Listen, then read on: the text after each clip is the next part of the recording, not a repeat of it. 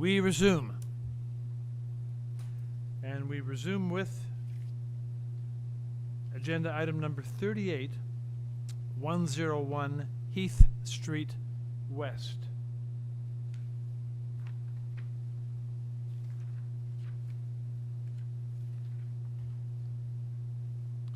On this application, the committee has before it the following. Minutes from the July 7 public hearing. Copy of plans of survey, revised site plan, floor plans and elevations from the applicant. Cover letter received October 25. Arborist report, November 18. There's a landscape plan, October the 8th. A drive aisle feasibility and parking assessment from the agent, September 13. Presentation materials from the applicant, 2 December. Tree preservation plan from the arborist, dated 18 November. Staff report from community planning and also from Heritage Preservation Services. There's a mixture of correspondence in support and opposition. Correspondence in support from 103 Heath West, 12 Deer Park Crescent, 491 Cranbrook Ave, 399 Adelaide Street West, 1 St. Clair Ave West, 1 Baxter Street, 411 Cranbrook, 28 Hazelton Ave, Matthew Shaw, no address provided, 111 St. Clair Avenue West. In opposition, the correspondence is from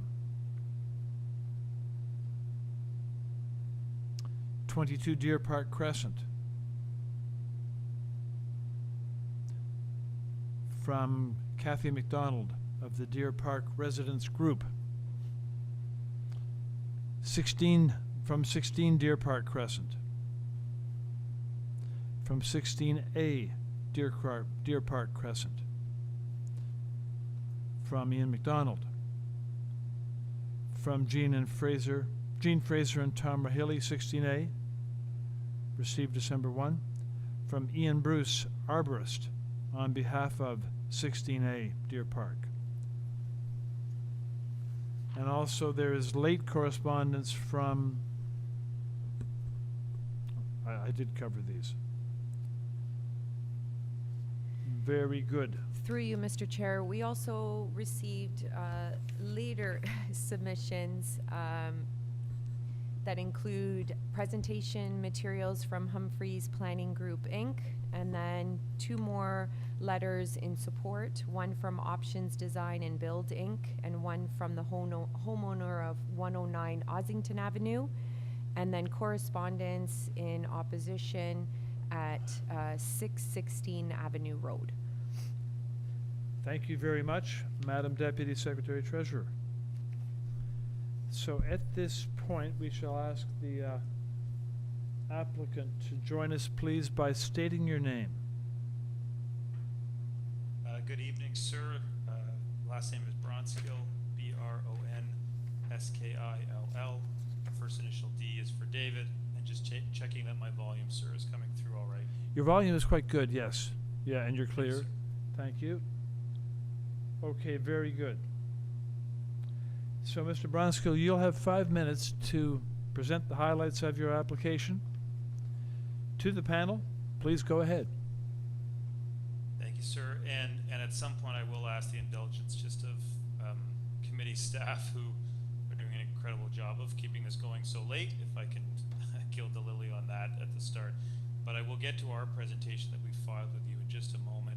Just very quickly as background, as the committee well knows, it's a variance application to permit a 3-story apartment building. As you know, it was previously deferred, but the application has been the subject of extensive review through both this variance process, a heritage process, and a site plan approval process. As you may recall, although the original minor variance application was filed in March of 2021, our client had filed a site plan application with the city back in June of 2020, and that site plan application had been the subject of previous consultation with city staff prior to even that site plan application being filed. There has been a community meeting and other meetings with those in the neighborhood, and obviously some are satisfied and some are not. The original hearing was deferred. The covering letter and presentation document outline revisions that have been made to the proposal since that time and previously. I don't propose to spend my 5 minutes going through those in detail. They are in the covering letter from Bousfields, and we have put on slides at the end of the presentation that annotate the changes that have been made to this application, with red bubbling both before and after. I wanted to spend my time in the presentation, if I could, just going through the site context, the area, and why this in our respectful submission fits and respects and reinforces the existing physical character of the neighborhood. I would note for you positive planning reports from city planning staff and heritage preservation staff. As noted by city planning staff, through the site plan approval process that's ongoing, some of the changes that have been made will be secured. They note the proposal has been revised to address tree protection, heritage conservation, as well as privacy and overlook concerns. And the heritage condition proposed by heritage staff is obviously acceptable to our client. Just as background, starting on the first slide, you'll note the area context. The site sits within a 500-meter radius of St. Clair Station, which means it is technically within the boundaries or walkability of what would be known as a major transit station area, and obviously with St. Clair having both the subway and the dedicated streetcar lines. It's also an easy walk down to that dedicated streetcar line, down either Oriole Road or Deer Park Crescent. Slide 2 is an oblique showing the neighborhood context, and even from that oblique you can start to see the varied character within this neighborhood. Larger apartment buildings obviously on St. Clair, but within the immediate context, a very eclectic nature of uses. Page 3, we've just attempted to, if we could for you, show you the front aerial, the front elevation, sorry, in terms of what is being proposed, so you can have an understanding of how it will look on the street. Page 4 is the site plan, which is just there for you should you need it in terms of any questions as we get to it in terms of the layout. Pages 5 and 6 continue to show you the 3D, and I just want to pause if I can on 6, which has the 4 images, which is going to feed into the next slide that I'm going to show you. You can start to see how there are a variety of different built forms within this immediate quadrant or pocket. And that's outlined in the Bousfields planning rationale and noted by city staff. There are apartment buildings, there are detached houses, semi-detached houses, townhouses. It is really and truly an eclectic mix. And Bousfields prepared a slide on page 7 of the package. It outlines this built form. You can see on the south side of Heath the site in red, and in and around it a mixture of low-rise apartment buildings. You can also see the townhouse units that are mixed, but you can see right within this pocket, adjacent to the southwest, to the south, low-rise apartment buildings, to the north on Heath, low-rise apartment buildings. There is certainly an argument that in fact the prevailing character when it comes to prevailing building type in this little pocket is in fact low-rise apartment buildings. We think that's a very important factor when looking at how this site fits into its context, and that map or built form map on page 7 of the materials provided to you. Are staff able to, thank you, sorry. That's the one that has the different colors. Apologies, I thought it had been switched and I was looking at the one on my screen. But you can see the site outlined in red. You can see to the west a low-rise apartment building, to the southwest a low-rise apartment building, to the south, immediately across the street, low-rise apartment buildings. This is the context into which this site fits, and that's why I was suggesting to you in terms of prevailing building type there's definitely an argument that low-rise apartments are one of the prevailing building types within this neighborhood, certainly within the immediate context.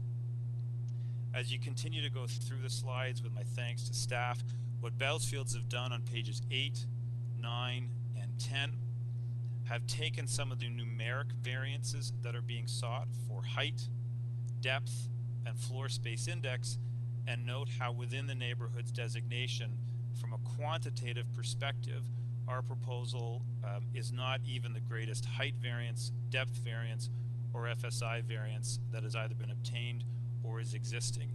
And in particular for the FSI variances, we've tracked the FSIs for the low-rise apartment buildings that are around, and they range from 0.64 up through 1.01 up to 1.26.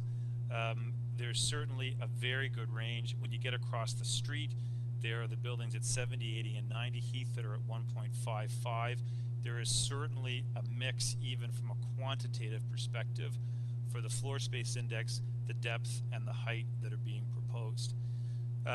Through the entire process, what has occurred is a sculpting of this building, is measures to ensure appropriate privacy, working with Heritage to ensure that the resources are appropriately conserved. Applicant. And all in all, thank you, sir. I was just going to end right here. Go. Thank you, sir. Apologies. All in all, a 10-unit apartment building that has been crafted to fit within its local context, where other low-rise buildings have similar relationships to other low-rise buildings. And I anticipate, sir, having to say a bit more from that after I've heard from the speakers in opposition. But this is the type of general density within walking distance of a subway station that should be encouraged within our neighborhoods. Thank you. Thank you. Okay. Panel, any questions now, or shall we hear from the speakers? Let's go ahead and hear from the speakers that are standing by and are registered. Kathy McDonald. Good evening, Kathy. Yes, it's Kathy McDonald here. Good evening. Yes. This is your So opportunity. my name's, This is your opportunity to address the panel. Tell us, please. okay, my name's Kathy McDonald and I'm the president of the Deer Park Residents Group. I submitted a letter on behalf of our board to object to this application. We supported the deferral last June to allow the applicant to significantly revise their proposal to address the issues raised by the neighbors. And I would note that during this whole process, there has been very little consultation with the affected neighbors, which has been unfortunate. We had a second community consultation meeting, which also the majority of people attending sort of rejected the revision. It seems to be the main changes are to make sure the parking garage does not go under the historic building at 101 Heath. But the result is it also then goes under the small open space at the rear of the lot and impacts landscaping and tree protection there. I want to comment about the compliance with the 4 tests for committee of adjustment application. One, say the application does not meet the intent of the official plan. The official plan for neighborhoods focus on ensuring that new development will fit in with existing neighborhoods. The new enhanced housing opportunities for neighborhoods policies that the city's adopted to guide infill development in neighborhoods like this have as objectives protections of a green street frontage, protection of trees, ensuring open space for residents, protection of light view and privacy of both new and surrounding residents. However, the proposal is to fill the site with a long 3-story apartment building. The stories are high because ceiling heights are high. Such long 3-story apartment buildings do exist in our neighborhood as noted, but have long since been prohibited due to the negative impacts they have on the neighborhoods, on the neighbors. So they are not permitted anymore. The new, so going on to the next point, the application does not maintain the intent and purpose of the zoning bylaw. The zoning bylaw was particularly amended to not permit these long, high apartment buildings that have very little in terms of side yard setbacks. They have windows and balconies overlooking the gardens next door, etc. These are not the kind of, while they are in our neighborhood, that's not what we want to see. And that's not what the city's EHON policies are suggesting for intensification of the neighborhood. We're close to Yonge Street, and thousands of new residential units are being proposed and will be developed along Yonge Street, a block or so away. Yes, there can be development on this this site. Yeah, this proposed development is not appropriate, but there can be intensification on this site that will include the preservation of the historic house and add additional units. And then maybe there are a few minor variances that will certainly be acceptable. But this is the old form of apartment buildings, should not be replicated. I guess another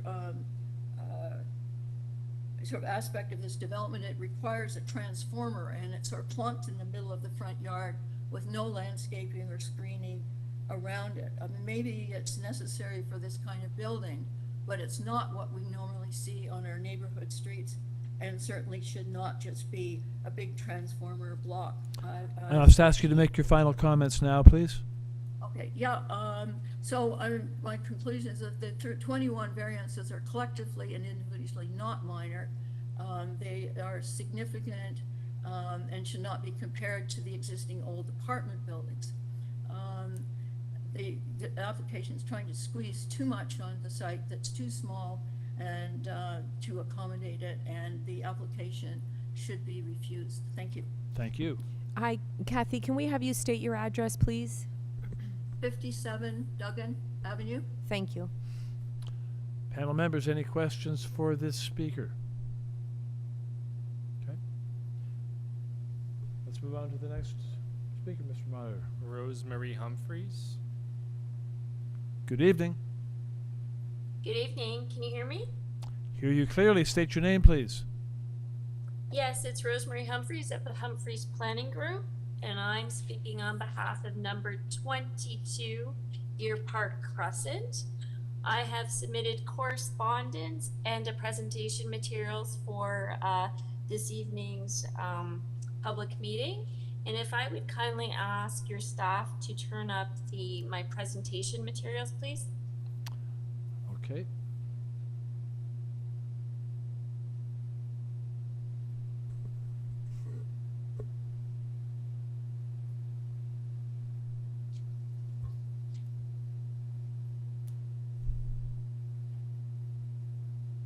That's the wrong one.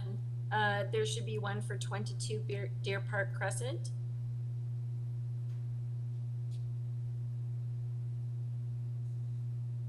Thank you. Thank you very much. Okay, I'm going to ask you, first of all, I'm going to indicate that I echo all of Ms. McDonald's comments that she's made so far, and I'm not going to repeat the comments that she's made, so I'm going to be very specific and limited in terms of the comments that I make as it relates specifically to number 22 Deer Park Crescent this evening.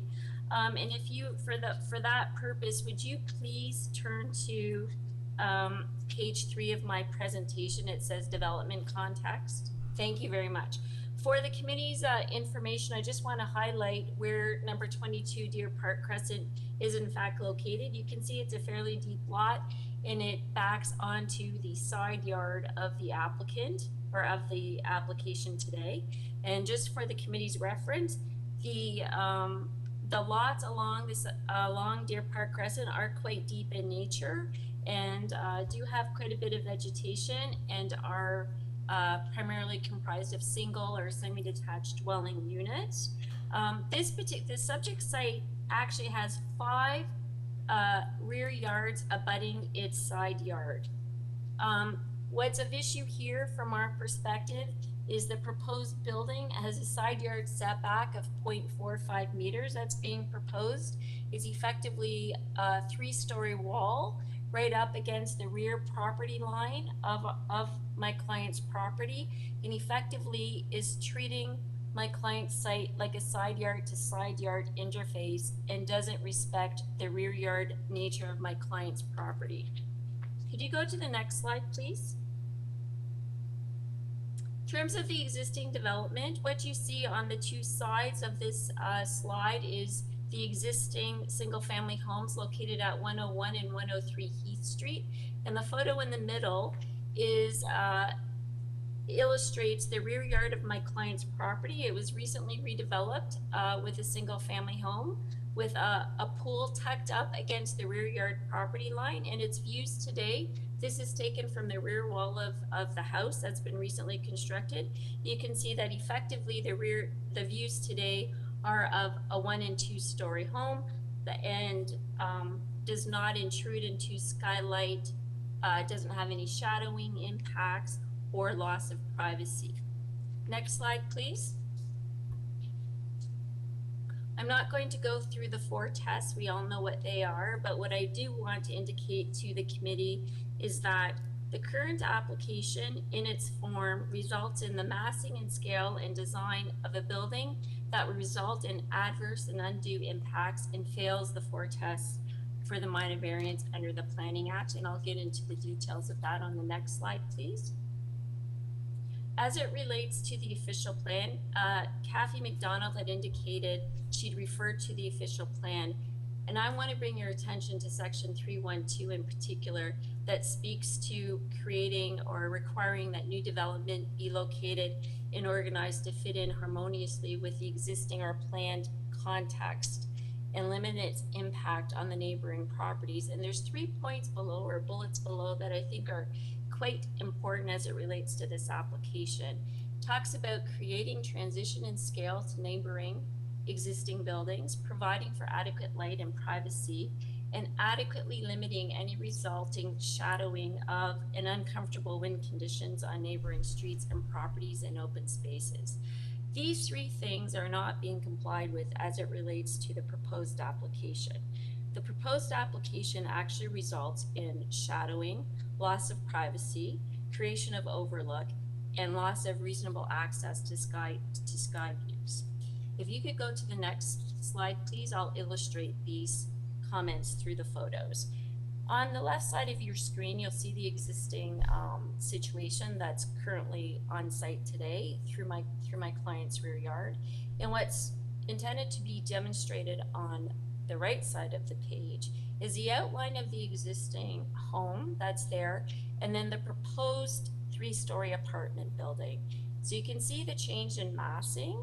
It's one very large sheer wall that effectively butts up right up against my client's rear yard property line. So there'll be a significant impact in terms of loss of sky view, shadowing impacts, and loss of privacy. On the top floor of the proposed building, there is in fact an amenity space area that will in fact be used for the outdoor enjoyment of potential inhabitants of that building. And in addition there too, you will also see the balconies off the side of the building, which will in fact overlook onto my client's property. Next slide, please. As it relates to shadow, what we were out there at the site earlier in this late spring, early summer, and so you can see there's the pool tucked up against the rear property line with the existing home that's there today. What we're showing you on the other side of the page is what the impacts of the shadows will be from the 3-story building tucked up right against the property line. You'll see that during the June period, of time, effectively almost the entire rear yard of my client's property will be cast in shadow at 5 o'clock in the afternoon. Next slide, please. So as it relates to privacy and overlook, I just wanted, we've taken the client's application and we've created this slide. What you see here, the yellow is the outline. I ask you to make your final comments now, please. Yes. So effectively what I want to point out to the committee, that the area in blue is where the rooftop terrace is, and they will be overlooking my client's rear yard along with the balconies. If you'd like to go to the next slide, please. Your time is now up. Okay, thank you. Thank you. And we move on to the next speaker. Jonathan Sasso. Good evening. Good evening, members of the committee. Can you hear me? We do hear you. My name is Jonathan Sasso. I'm a senior planner from Humphreys Planning Group, and I'm the agent representing Stephen Guglietti, who's the owner of 20 Deer Park Crescent. My client's property shares similar characteristics to 22 Deer Park, which you've just heard the presentation from my colleague, Rosemary Humphreys. I apologize for the duplication of information, but it's important to highlight some of the same information as it directly relates to my client's property. Next slide, please. You can move forward again and again. Okay, so as you can appreciate from this slide, the existing dwellings located at 101 and 103 Heath Street are comparatively modest, in keeping with both the built form character and context of the Deer Park neighborhood. Further, if I can point your attention to the center picture, it's apparent that the existing home located at 101 Heath Street yields little to no impact concerns in relation to 20 Deer Park. Under these existing conditions, the building is virtually hidden from view from our client's rear yard. Next slide, please. Next slide. And again, please. As illustrated in this slide, it's apparent that under existing conditions, 20 Deer Park benefits from reasonable access to sky view. The property currently benefits from a certain level of natural openness that produces a visual enjoyment in the rear yard of our client's property. When the proposed development is introduced, as seen on the right-hand side, the rear yard of 20 Deer Park will be subject to insensitive and obstructive building that eliminates access to the sky view, and in effect impacts the function of our client's rear yard. Next slide, please.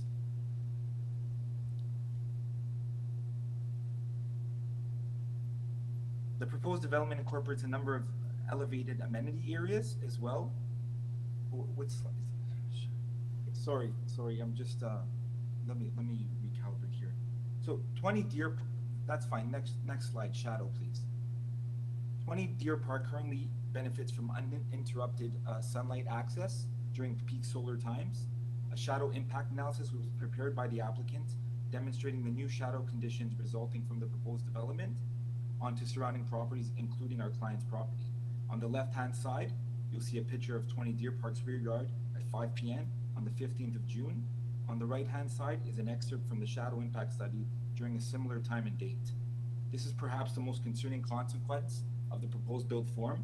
The degree in which our client's property is completely shaded by the proposed building is quite distressing, and the proposed building quite literally produces a wall of shadow on 20 Deer Park. Next slide, please. The proposed development also incorporates a number of elevated amenity areas, including balconies and rooftop terraces. The effect of these proposed private amenity areas creates unacceptable overlook conditions directly on 20 Deer Park. Further, the building's reduced easterly side setback of 0.45 meters, whereas 7.5 meters is required by the bylaw, significantly minimizes the facing distance between the building and heightens overlook impacts.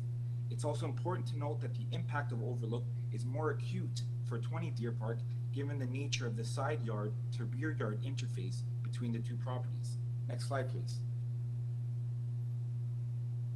In order to facilitate the proposed development, the applicant is proposing to remove a number of mature trees from the perimeter of the property, which currently act as a natural buffer and screening for 20 Deer Park.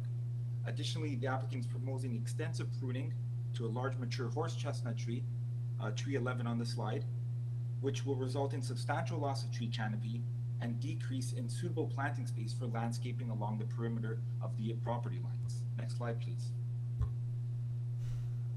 Since the deferral of the application in July, the applicant has made a number of revisions to the plans. However, these revisions have not resulted in any substantive changes to the building length, height, setbacks, or proposed built form. We have submitted correspondence dated November 30, 2021, recommending a number of changes, which in our opinion would limit its overall impact. These include the removal of Unit 304, as well as the removal of a bedroom and walkout balcony associated with Unit 106. These changes will result in a building that is more acceptable, more compatible with the built form character of the area, and would mitigate impacts related to noise, shadow, sky view, and privacy on 20 Deer Park and other surrounding properties on 20 Deer Park. This would also reduce the number of variances required to implement the development proposal. I must ask you to make your final comment now, please. Today, we ask the committee to refuse the proposed application as it does not meet the 4 tests under the Planning Act. It does not represent good planning, nor does it advance the goals and objectives of the City of Toronto's official plan. That concludes my remarks today, and I'd be happy to answer any questions that the committee may have. Thank you. Thank you very much. Panel members, any questions for this speaker? There is Ms. Valentini. Go ahead, Ms. Valentini. Yes, I was just about the proposal, the alternate proposal that was just on the screen. Removing the 2 units that you suggested, the 30, I don't have the number in front of me, 304 and 106. Well, let's hold on. We can get it back. We can get it back. Is that 304? Anyway, you know what I'm referring to. Yes. How does that translate into the variances? Does that just increase the side yard setback, or it steps back the 3rd floor from the side yard and the 1st floor? Is that what's happening, or what you're suggesting? Yes, so it would. Yeah, I see, 4.5 meters. Yeah, okay, go ahead, if you can explain. Yeah.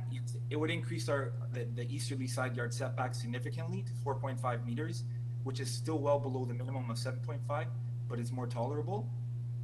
And it has the potential to decrease the FSI of the building as well. Okay, so on the 1st floor it decreases it by 4.5 meters, and the 3rd floor is about the same? Is that what's happening? Or is that, I guess it doesn't matter really, but it's stepping it back further on the 3rd floor. That's correct. Okay, thank you. Further questions? Hearing none, we'll move on to the next speaker. Ian McDonald, who I believe is speaking for other registered speakers at 16A Deer Park, Jean Fraser and Tom Raheli. Okay. That's correct. Ian McDonald here. Ian, Can you so, hear my voice? Ian, so you're going to be speaking on behalf of Jean Fraser and Tom Raheli. They're not intending to speak also, are they? Well, they were, but I think I'm going to try and consolidate our points in one presentation, if I may. That would be appreciated, please. Yes, and if you could put my presentation up on the screen, please, I'd appreciate it. Go to slide 6 for starters.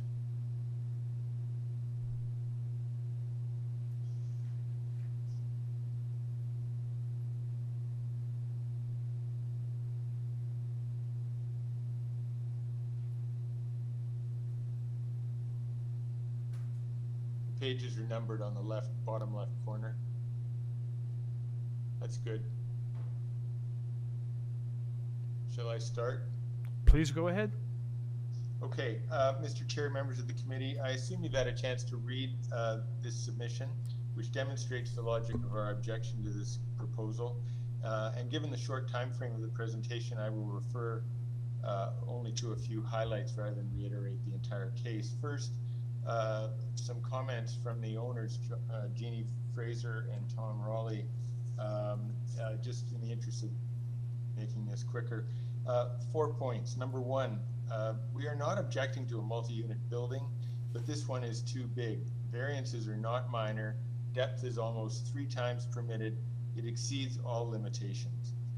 The neighboring condo, if we look on this diagram at number 105, the one just to the west, which is below the 101, 103 building, has been used as a comparative scheme, but you can see that the lot depth of number 105 is actually over 41% deeper than the property at 101, 103, and the building is actually 36% less deep. So they're not comparable at all. Point number 2, deferral in July was to allow negotiation, which did not happen. the proposal has not really changed in any material way.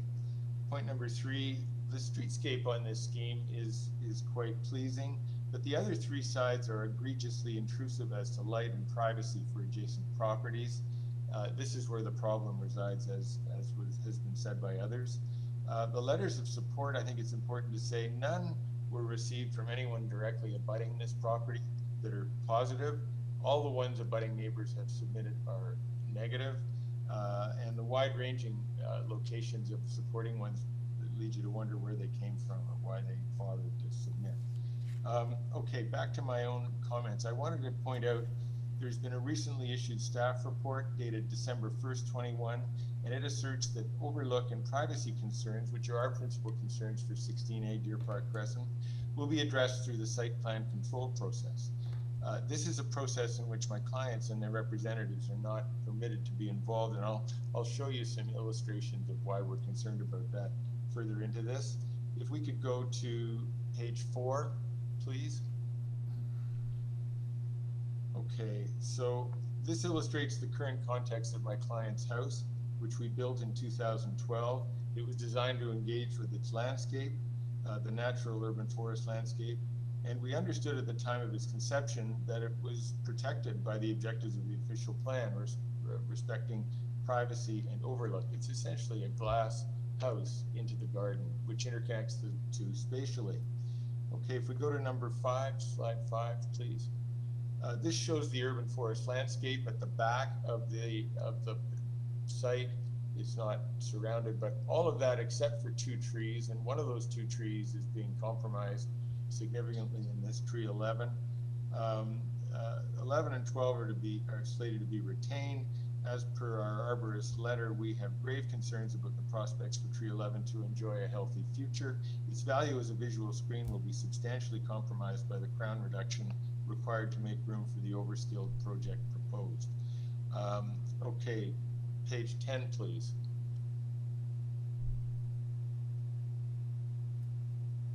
Okay, now this is a photograph on your right from Tom and Jeannie's living room looking to the northwest, and on the left is a precise architectural model illustrating the presence of this building as it will be viewed from their property. A little bit of Bambi meets Godzilla here, a movie I remember having seen at one time. This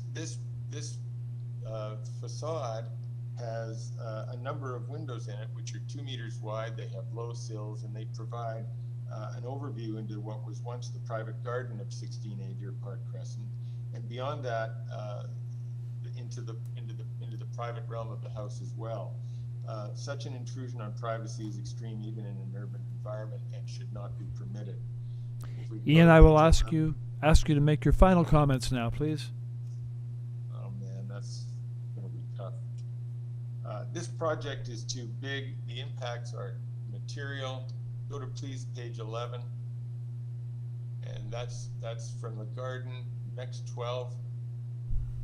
This is from the master bedroom. The proposed building residents will be able to look right into the bedroom on the 3rd floor. Number 13. This is an accurate study on the view cones from this building into the deep into this private realm of this house on all levels. This is unacceptable. What's been recommended is the site plan agreement there'd be a screen of trees. If we could maybe just quickly go back to page 8 of this presentation for 1 second, I'll finish up. The drawings from the proponent here, there's a landscape drawing that shows planting in the rear yard of the south garden of this that is a maximum height of 4 feet. It's not going to provide a visual screen. Then the architectural drawing, plan A201, shows a hedge right along the property line. And this illustration is to show that if you put that in as a privacy screen, the root balls would actually compromise the life of tree 13 on my client's property. Your time is now up. Pardon me? Your time is now up. Fair enough. Okay, thank you, speakers. Moderator, that takes us through the list of of registered speakers, so I think we've got everybody. And we'll go back now to the agent. Any questions, first of all, panel, for the last speaker, for Ian McDonald? Any questions? No. Hearing none, we shall return to the agent, who will ask to speak to the issues raised by the speakers and to confine remarks to the issues raised by the speakers. So let's go back to the agent now. Thank you, sir. I will do my best to do that. I did need to, I think, start off by correcting a few matters in terms of things that were presented to you. First of all, the last speaker, Mr. McDonald, did not accurately quote from the city planning staff report. City planning staff did not say that matters would be addressed through the site plan control process. City planning staff were very clear that the applicant has revised their proposal to address tree protection, heritage conservation, and privacy and overlook concerns. These matters will be secured through the site plan approval process. So the revisions have already been made by our client to address those matters to the satisfaction of city planning staff. It's not that there are further matters to be addressed through the site plan approval process to the exclusion of his client. So those matters have been addressed, including privacy and overlook. He also did not include trees 11, 12, and 13 that are at the rear of the subject property in the model he presented to you of the view from his client's back room. Those trees are being protected with assistance from urban forestry staff. They will provide a significant screening to the rear. Thank you to staff for showing that on the screen. I appreciate that. 11, 12, and 13, which ring the rear of the site. So it is not a clear and bald view of the rear and side of the building as was suggested to you in the presentation. Those trees are retained and they will provide significant screening from the view that Mr. McDonald presented to you. And I think that's just an important matter to remember. I also have to, I think, either clarify or correct Kathy McDonald. Apartment buildings are permitted by the official plan. Policy 4.1.1 of the City of Toronto official plan. Walk-up apartment buildings up to 4 stories. They are permitted by the OP. The zoning bylaw also permits an apartment building here. And there was a suggestion that somehow they've now been banned. That's not true. There's no variance here to permit a use. An apartment building is permitted by the zoning for this property. So both the OP and the zoning bylaw permit the use. I know nothing turns on consultation, but I think it's unfair of the speakers to suggest that there hasn't been consultation. There have been 2 community consultation meetings, one before the deferral, one after. Kathy McDonald, there was a request to her for a meeting. She did not respond. There have been meetings with the neighbors. My clients reached out to them for further meetings and they did not respond. So the consultation was in fact ended by the neighbors and Ms. McDonald who spoke to you today, not by my client. And for a minor variance project like this, 2 community consultation meetings as well as meeting with other neighbors is in fact extensive consultation as opposed to no consultation as was suggested to you. Urban forestry have no objection. There are the conditions that we would accept. And I just want to talk about the design. It doesn't fill the site has been suggested. The design approach I would actually suggest to the committee is sensitive. There are setbacks or step backs after a depth of 14 meters on the west and 17 meters on the east to achieve 5.5 meter setbacks and 4.8 meter setbacks. That's for what I would call the tail of the building. Quite a common design for these types of low-rise apartment buildings, and in fact designed in conjunction with city planning staff to meet the intent of the city's low-rise guidelines. Contrary to the suggestion of Ms. Humphreys, there is an appropriate transition in scale. We have 3-story buildings adjacent to 3-story buildings in many areas here. This is exactly the type of appropriate transition in scale. And the test, frankly, when it comes to view privacy and shadowing, is adequate light view of privacy and adequately limiting shadowing. And the shadow study showed to you was in fact not based on the scheme that's now before you. And the criticism was of a June 21st shadow at 5:10 p.m. in the afternoon. That was what was shown to you. Why? Because that's when the shadow starts to grow into the backyards. But I would suggest to this I'll ask you to committee make, based on- I'll ask you to make your final comments now, please. Sure, sir. Just too quickly, if you don't mind. Given that I think we had one planning firm make a 10-minute presentation, I would appreciate a bit of an indulgence. No, they did not make a 10-minute presentation. But go ahead. You need to They each made 5, sir. Was my suggestion. Same planning firm. representing two separate clients. I understand, sir, and I'm just asking for a brief indulgence to make 2 points, if you don't mind. The 5:10 p.m. on June 21st is in fact a common condition late in the day, as this committee knows, in terms of shadowing. But there is sun throughout the balance of the day on those backyards, and screening on the roof is being addressed through planters as well as on the balconies. My last point, sir, and I promise it is my last point, if I could beg the indulgence of city planning, of the Committee of Adjustment staff to go to page 7 of our presentation, and it's really an important and fundamental point, sir, which is why I wanted just to end on it. What Mr. McDonald did when he showed you 105 and the line for 105, Heath, he did not complete a review of the neighborhood. And that's why I wanted to show you page 7 again. And if I could ask committee staff to zoom in on that built form slide, just to understand the existing character that exists in this pocket or quadrant in terms of the length of low-rise apartment buildings and how they relate to adjacent other low-rise buildings. I thank staff for doing this for me, and I apologize. You can see again the site in red. If you look at the buildings that are to the southwest and the south, they both extend well beyond the yards of other detached dwellings in the neighborhood. 14 Deer Park, in fact, extends well beyond 16 and 16A. 37 Oriole Road extends well beyond 33 and 39. 23 Oriole Road extends well beyond 27 and 29. Similarly, on the north side of Heath, the apartment blocks that are there all extend well beyond the rear walls of their adjacent detached or semi-detached homes. Your time is up. My point to this Your time is up. My point to this committee is simply Your time- that's the existing your time is character up. of the neighborhood. Your time That's is what up. this proposal Thank you. Okay, thank you. Now, at this stage, panel, your opportunity to put questions to the agent.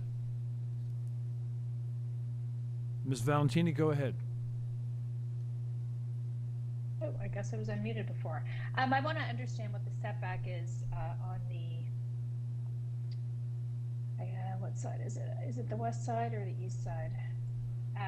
It is the east side, adjacent to all the neighbors that have spoken. In terms of the side yard setback, you're asking for, I think it's 0.45, if I'm correct, on the east side, but there you touched upon it, stepping back further at the tail end of the building. And can you just, I was trying to look for numbers, but can you give me an idea, Mr. Bronsko, what it is at the back end of the building? And where the 0.45 meters is, how deep the building is at that point? Let's put up the site plan. Good. Yes, thank you, Mr. Chair. I appreciate that, and thank you for the question.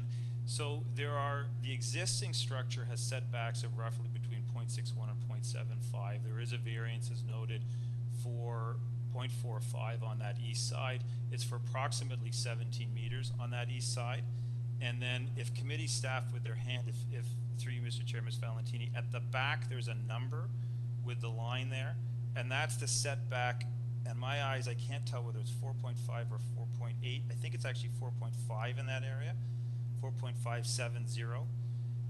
And so you can see that's roughly the setback then once you get to the tail of the building on that east side. So that's what I mean by it's 0.45 for the 17 meters, and I'm using hand gestures at you right now. I can't believe that. I just caught myself. And then there's the setback to the 4.5 on that side, and it's 5.5 meters on the west side. And so that's why the tail, where you have those units at the rear, they're actually set back from the property lines as opposed, so that 0.45 doesn't extend right down through the entire structure, if that answers your question, ma'am. It does. So basically, for the 17 meters, the length of the building at 17 meters, it's 0.45 from the east lot line, and then the side yard increases to 4.5-ish for the remainder and the depth of the building. Do I have a Correct. handle Thank on you. that? Yes, you do, as always. Thank you. Panel members, further questions are there for the agent?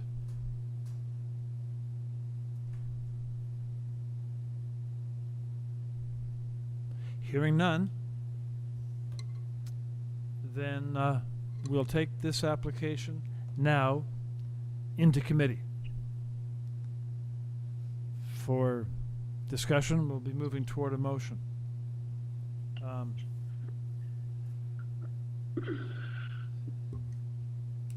So on this, who would like to, Mr. Byack, go ahead, please.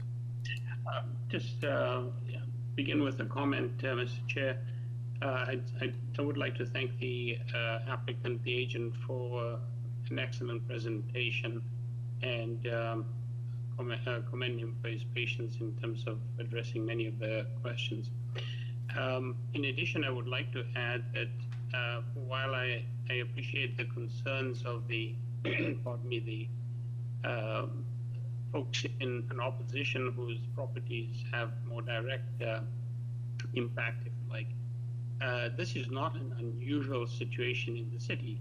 The whole day today we've been dealing with, and in previous hearings we've been dealing with situations where a change occurs that has an impact on neighbors. It's not unusual. This particular neighborhood is no different to anybody else. These are families that are living in places. There's an impact on them, but there also is a necessity for change. So I am not averse to supporting the application. I think certainly the use of the existing building and then surrounding it with a more contemporary structure is really quite a wonderful way of dealing with maintaining certainly a heritage property. And as the agent has indicated, there are numerous properties like this or developments like this, 3 stories. So it's not out of character for that community. I'd like to hear from my colleagues, see what they have to say. Anyone else wish to speak? Mr. Reed, go ahead, please.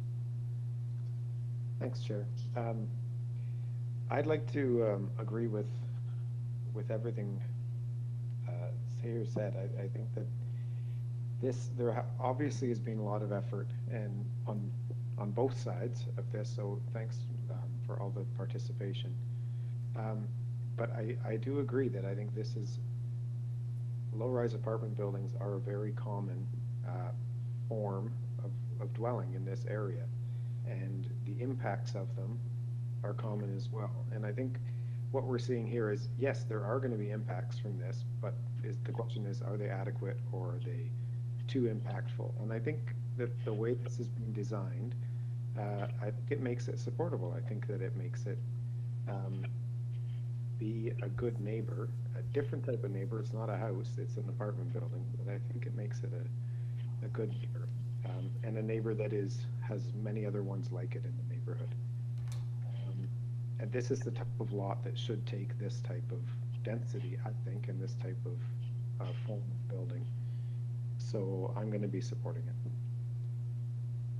Does anyone else wish to speak? Mr. Chang, go ahead. Yes, I just want to say that I agree with both my colleagues. It's a very difficult case for me because I really feel for the neighbors who are still living in those detached houses in this area, trying to defend the character of what they believe in.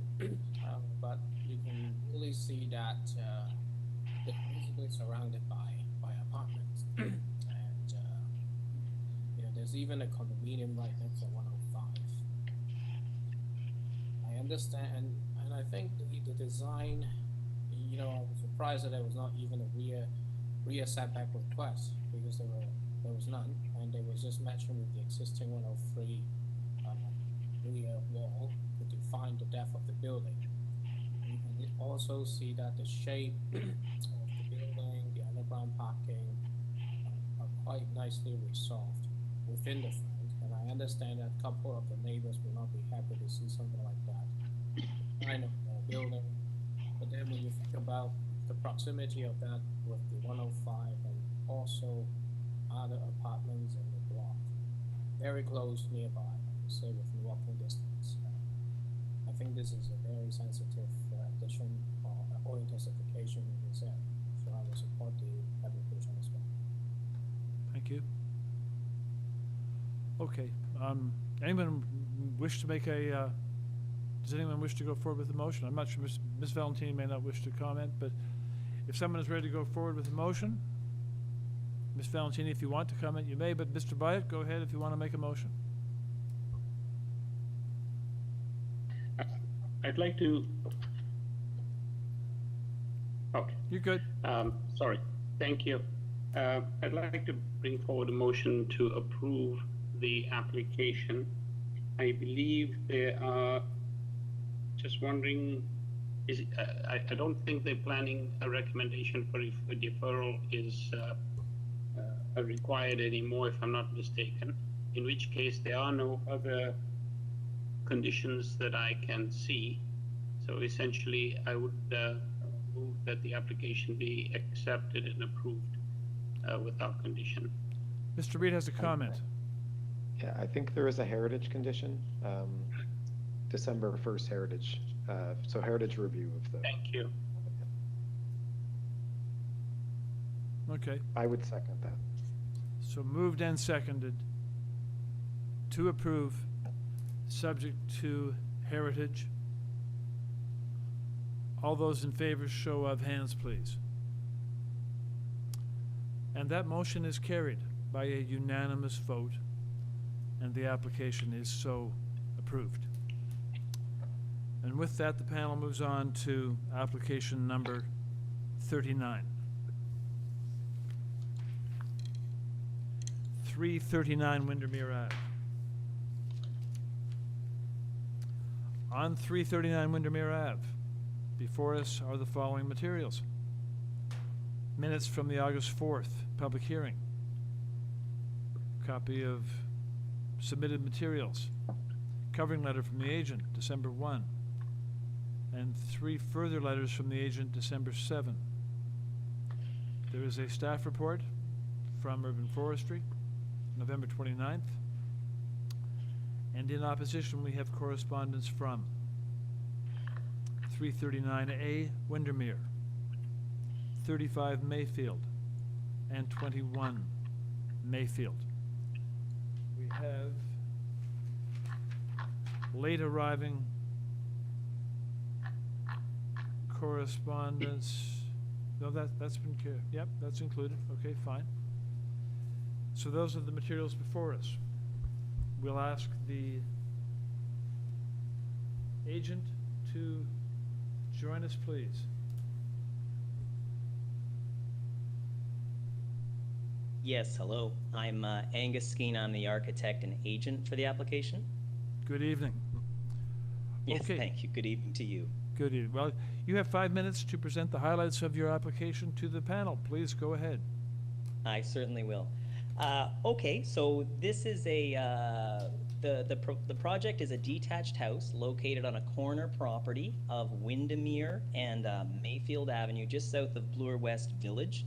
The proposal is to add a rear 2-story addition and to relocate, to fill in an existing downsloping driveway on Windermere and relocate the parking to the flanking street of Mayfield.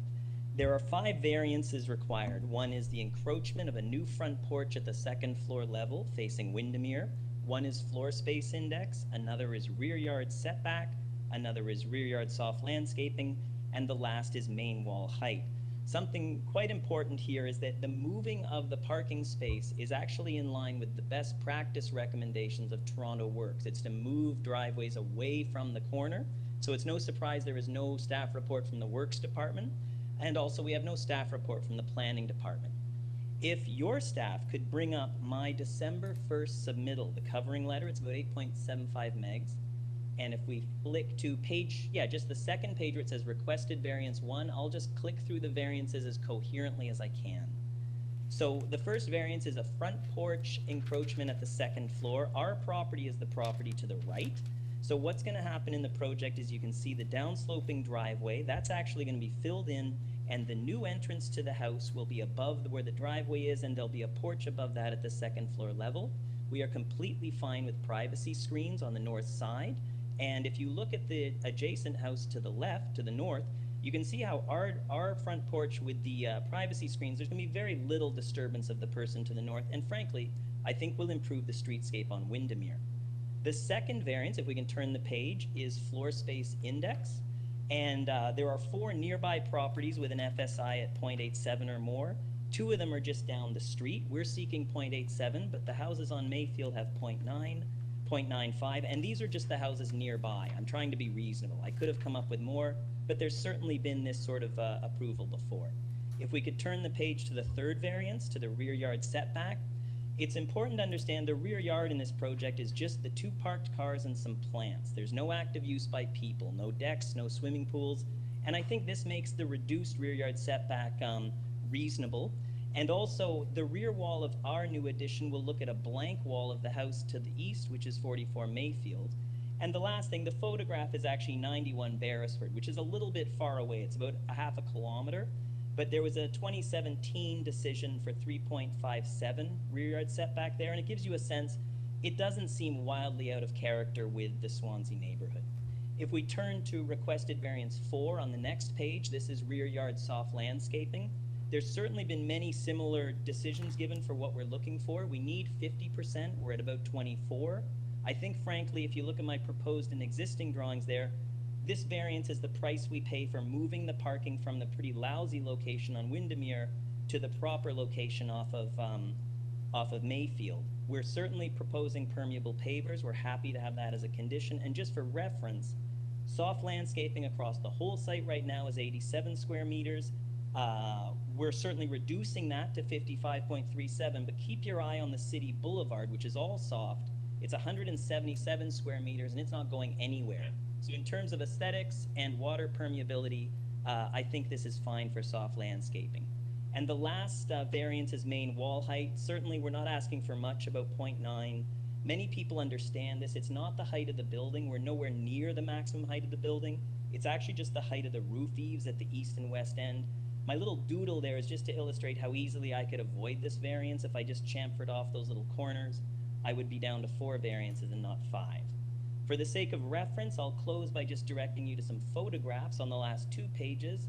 The first at the top, looking east on Mayfield towards Windermere. The subject property is right in front of you. You can see the trees and the hedge. Below that, looking north on Windermere towards Mayfield. The subject property is just at the corner there to the left. Flipping the page, you'll see looking south on Windermere towards Mayfield. The subject property just being to the left there. And the bottom picture is looking west on Mayfield towards Windermere. Our property is just to the right. And I'll close my presentation with that. I hope that's around 5 minutes.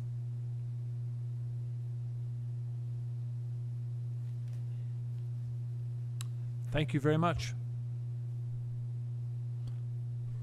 Let's go to the speakers now. And I'll just ask the moderator, do you have 6 speakers registered? Do you know how many are with us? I was just going to say, we have 4 speakers of the 6 with us. Amy Cook and Kaylee Anderson did not answer calls to join. Okay. So I'm going to unmute Murat Dogan right now. Very good. Hello, everyone. Late night. Good evening. Yes. Good evening. Good evening. Could you be kind enough to pull out site plan A1, please? We'll do that gladly. I'll just ask you to state your name, please. Yeah, this is Murat Dogan. I'm at 44 Mayfield. I'm directly adjacent to the property. Me and my wife will live on the property that's seen on that plan on the right-hand side, 44 Mayfield. Okay. So here is where I'm coming from. So I see 5 variances that are listed as minor. I have a major issue with number 2 and 4 because they compounded a much bigger variance.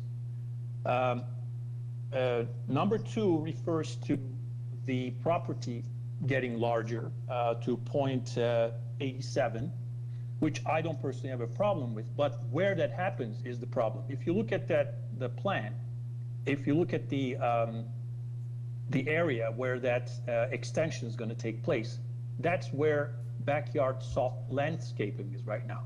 So there's a deck, but this deck is about 6 feet high, and there's a soft landscaping right underneath that. So by number 2, it's not only a variance in taking more space, but it's also taking space away from the backyard, in addition to number 4. As a matter of fact, the variance in number 4 is telling you that 24% of what is left by what's taken by number 2. So just to give you context, the property sits on the corner of Windermere and Mayfield, and Mayfield slopes down significantly. So this property is on top of a hill.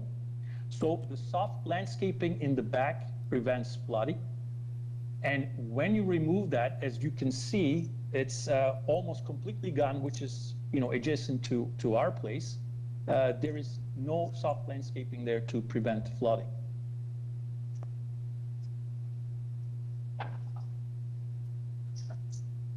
Those are my concerns. Thank you very much. You're welcome. Any questions for this speaker? No. Okay. I'll ask you about this. The applicant has offered, or in fact is planning, if he's approved, to use permeable pavers on that parking area that I guess is adjacent to your property. That would improve the general stormwater management capacity of the property. How does that? The applicant contacted us and said they could come and explain, and we said you're more than welcome in writing. This communication was done, and we never heard from them. Okay. So at this point, I see a major flood hazard. There is a situation in our backyard, which there's another property that's 343 Windermere. This is about 3 doors north of the proposed 339. So they have a parking lot in the backyard, which luckily that coincides with our backyard. So we see the amount of water that goes down. There's nothing there to be flooded. It's just our backyard. And we see the annual erosion that's happening. So take that soft landscape right next to our property, and all that water is going to be in our place. Okay, thank you. Let's go to the next speaker. Martin Ersterhammer. Good evening. Hello. Good evening. It's Martin Esterhammer. Can you hear me? We do hear you, Martin. Go ahead. I live at 337 Windermere Avenue. It's the corner house directly across the street to the south of 339 Windermere. My house faces Mayfield. The entrance is on Mayfield, so I'm facing the subject property. I'm opposed to the proposal for several reasons. I'd just like to outline 3 of them. One of the main reasons is the proposed parking pad, the driveway, the curb cut location and plan, I believe poses a safety hazard and risk of property damage. Cars parked in the proposed, I call it a parking lot, will have insufficient room to back out of the driveway onto the street, as there are cars parked directly opposite the proposed curb cut as permit parking. Mayfield Avenue, it's a narrow street, it's 24 feet wide, and with parked cars, there are only about 17 and a half feet from the curb to the parked cars on south of Mayfield. The average car is about 16 feet long. It is impossible to back out and not hit a car that's parked there. There will be accidents with cars backing out of the proposed driveway, damaging parked cars there. It's the wrong location for a driveway.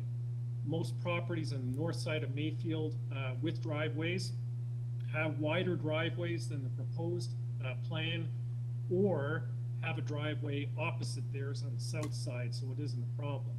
Changing the proposed location of the driveway curb cut is problematic because widening the driveway conflicts with city trees on the subject property and or further reduces the soft landscaping, which will impact water runoff.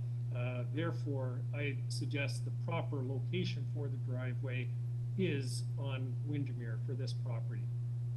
I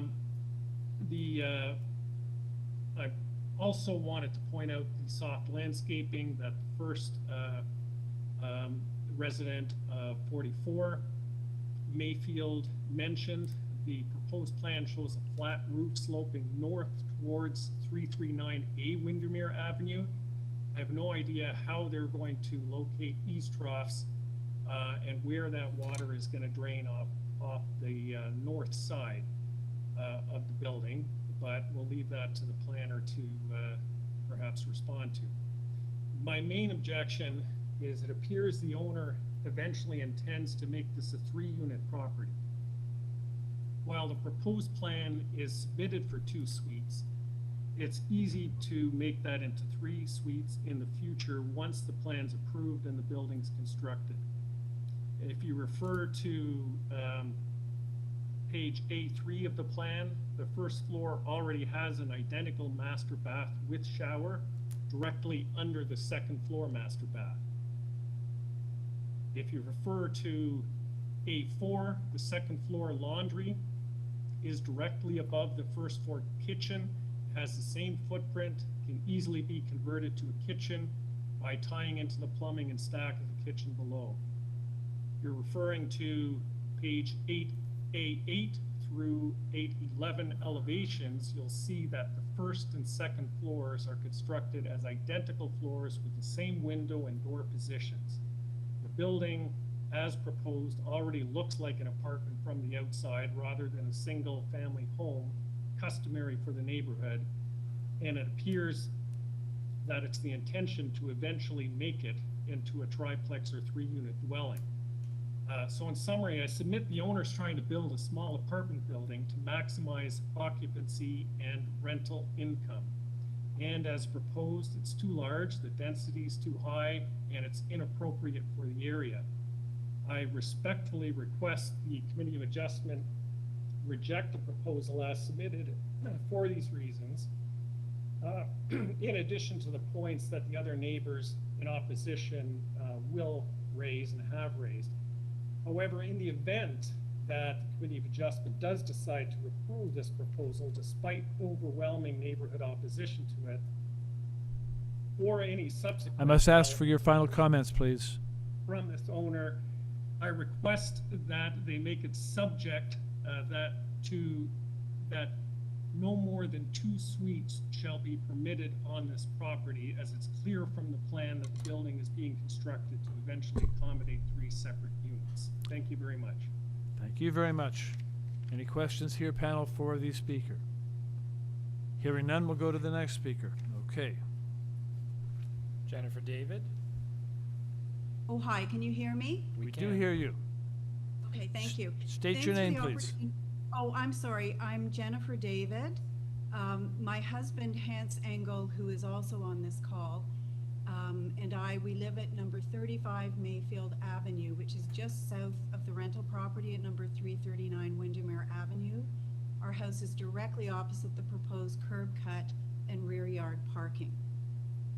The site plan proposes a removal of green or natural landscaping to be replaced with pavers and parking spaces for 3 cars. One of these parking spots is up against the rear of the house and would have a north-south orientation. The 2 others would sit perpendicular to this against the east boundary of the property. I wish the panel could stand at the front of our house and size up the available space across the street. It is impossible to imagine how a yard that small could accommodate 3 cars. Even if it were possible, let's say every occupant in the house drives a smart car, it still wouldn't be possible put up for the site cars plan to again, come and please? go without a good deal of car jockeying. The cars parked in the tandem spots would need the car in the single spot to exit the parking area in order for them to come and go. This isn't at all practical and could in fact create a danger to pedestrians walking along the north side of the street. Additionally, the curb cut is directly opposite a row of parked cars on the south side of the street. I'm no engineer, but there is very little space for cars to back out of the proposed rear parking area without endangering cars parked on the south side. This is an almost unique situation on our street, where most driveways and parking paths are staggered with the parking on the opposite side of the street. My neighbors to the west of our house, on the south side of the street, have a driveway. I frequently use their curb cut to turn my car around, and I can attest to the fact that it is no easy feat. I almost always end up bumping into the opposite curb, where thankfully there are no cars parked. Again, it's very hard to imagine how cars would come and go safely from the proposed rear lot at number 339.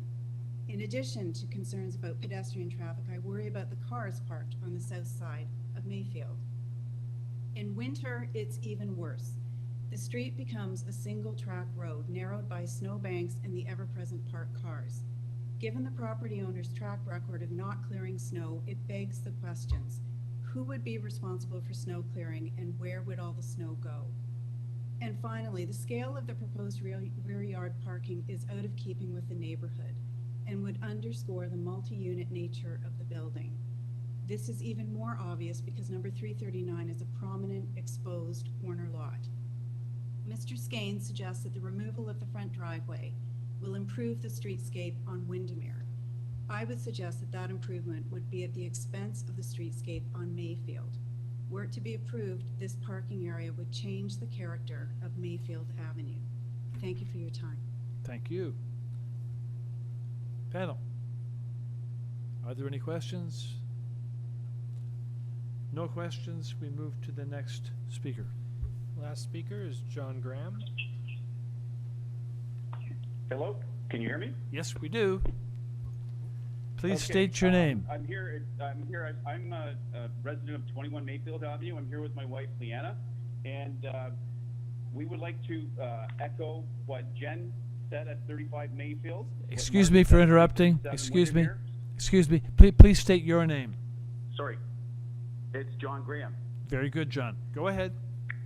Okay, so I support what my neighbors have said at 44 Mayfield, 337 Windermere, and 35, and I'd like to cover off some of the points that are concerning to my wife and I. If you could refer to Figure 1 in our submission on December 6th, it puts things into context, but just to give you a sense of where we are, we're 73 meters to the east of the proposed property on the south side of the road. According to Google Earth, the elevation loss from the top of Windermere Avenue to where we are, the second lowest spot on the street, is almost 11 feet in difference. We have a rear-facing sloping driveway, and the water, when there's deluges of water on the street, the two catch basins on either side, north and south, overflow, which often causes flooding going back to the houses. We've recently received an indication from the cooperators that we're in a flood zone, and as a result of that, our insurance rates have increased because of flood risk. The proposed landscaping in the back is of a major concern, particularly with the curb cut, because the water channels like a river, a raging river, whenever there's a deluge, and we are concerned about flooding. Specifically also to Jen's points, I don't know how people are going to get in and out of that space, and if you could take a look at the orange highlighted area, that represents 30 meters from 44 Mayfield to the corner of area of concern. And if you look there, the vehicles that are parked there are my neighbors that have spoken, and it shows how tight it would be to back in and back out of that space. But that 30 meters of space is never shoveled in the wintertime.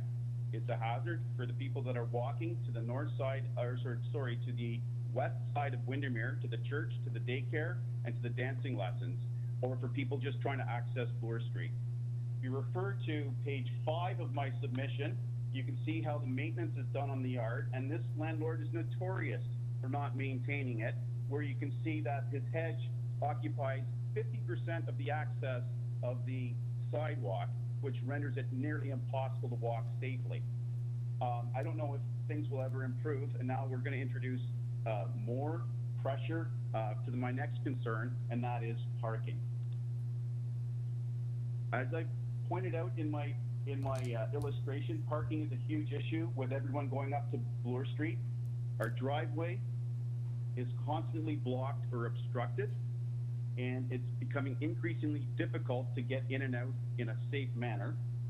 And most recently, I was exposed to a violent incident wherein I approached someone to try and ask them not to block the driveway, and I had to jump out of the way, and I was nearly run over. And these types of incidents are on the increase. We need to be able to access our property in an unencumbered way to be able to get in and out, and that has not been possible. And I would refer you to my submissions of the difficulties that we continue to experience. But to the point of parking, I finally had to contact the councillor because of my frustration of not being able to access in a safe manner. We have 3 young drivers with a G, G2, and G1 license, and it's very difficult to back out of our driveway. But to the point of allowing the curb cut, the only way for the south side to get relief from parking is to have it split. 50% of the month on the south side, 50% on the north side. The only way to do that is to be able to survey the street to see if that will happen. And this application completely prejudices that possibility by removing a potential parking spot on the north side of the street. And as I said, that represents 30 meters of space less the curb cut. So finally, just safety for everyone walking along the north side of Mayfield Avenue. With people backing out, it's going to be very difficult to see people coming in, whether it's a senior, a kid going to daycare, a kid going to their dance lessons. It's extremely concerning. And the other thing that, to Martin's point about increasing the footprint of the building, I'm very suspect that an owner would tolerate the configuration of parking and will only be seeking to increase the width of the access to that property. I'll ask you for your final comment now, please. I'll ask for your final comment now, please. Thanks for the opportunity, and please deny the application. Panel members, any questions for this speaker? Okay. So, moderator, I think we've heard all the speakers. Very good. We'll go back now to the agent. And the thing that I found interesting about the speakers, when I think about them all together, is that every one of them was concerned about the impact of your proposal regarding parking on your lot. So. Yeah, that's correct. I'm going to try and give out some information and also address the issues. But before I do that, I'm going to swing back to the 5 variances that I'm actually placing in front of you and how I believe that we can ameliorate those. Well, I want you to know the nature of rebuttal. The nature of the rebuttal is to address concerns raised by the speakers. We're not going I can do vice versa. It's fine. The issues that are brought up are drainage, parking, and property standards. None of them are tied to the variances as such. And I think I can reassure people in one sense that the creating of a curb cut is decided, if staff could bring up my submittal yesterday, which would be the 0.26 meg file. It's actually from the Municipal Code 743. It's the general manager of the Works Department that will assess the feasibility of the new curb cut. And under that bylaw, as I'm sure the committee knows, the Works Department will never approve a new curb cut in a place they think is inappropriate, or where, if you even look at clause F in the bylaw, if you click in a couple of pages, if they feel that there's water or anything like that, dust, debris being created by the curb cut. If you flip the page I've highlighted F. On top of that, yesterday, to address drainage, which I thought was a very a reasonable issue, late in the day, I'd actually commissioned a what's called a lot grading plan, which you're not required to create for these projects. It's for infill houses. We submitted a lot grading plan, and we're happy to have that grading plan, this is the document, attached as a condition. And this clearly shows by an engineer, we've created a little trench drain at the parking area. If you click over, you'll have to zoom in. A little trench drain, a curb along the east side adjacent to 44 Mayfield, and a trench drain that leads to the grassy area where it says swale discharges onto grade. So we're keeping the water on our property, and all this is beyond the fact that by law under the Ontario Building Code, we cannot disperse water off of our property. So to get a building permit, we'll have to do that. But the main thing to reassure residents, it's the general manager of the Works Department. This committee decision does not give us permission to put the driveway in. To come back to some of the concerns that tied the soft landscaping to the driveway, if I actually reduced it to 1 parking space, I would conform with soft landscaping, and I could still apply to move the driveway. The other thing, of course, is I increase soft landscaping on Windermere when I fill in the driveway there. Some of the other things I saw is the property standards. I'm sympathetic to that, and the property managers have reached out. I'm aware of no property standards complaints filed with the city. I checked, but certainly I'd be happy to be a conduit to find a better relationship between the property management company and the neighbors.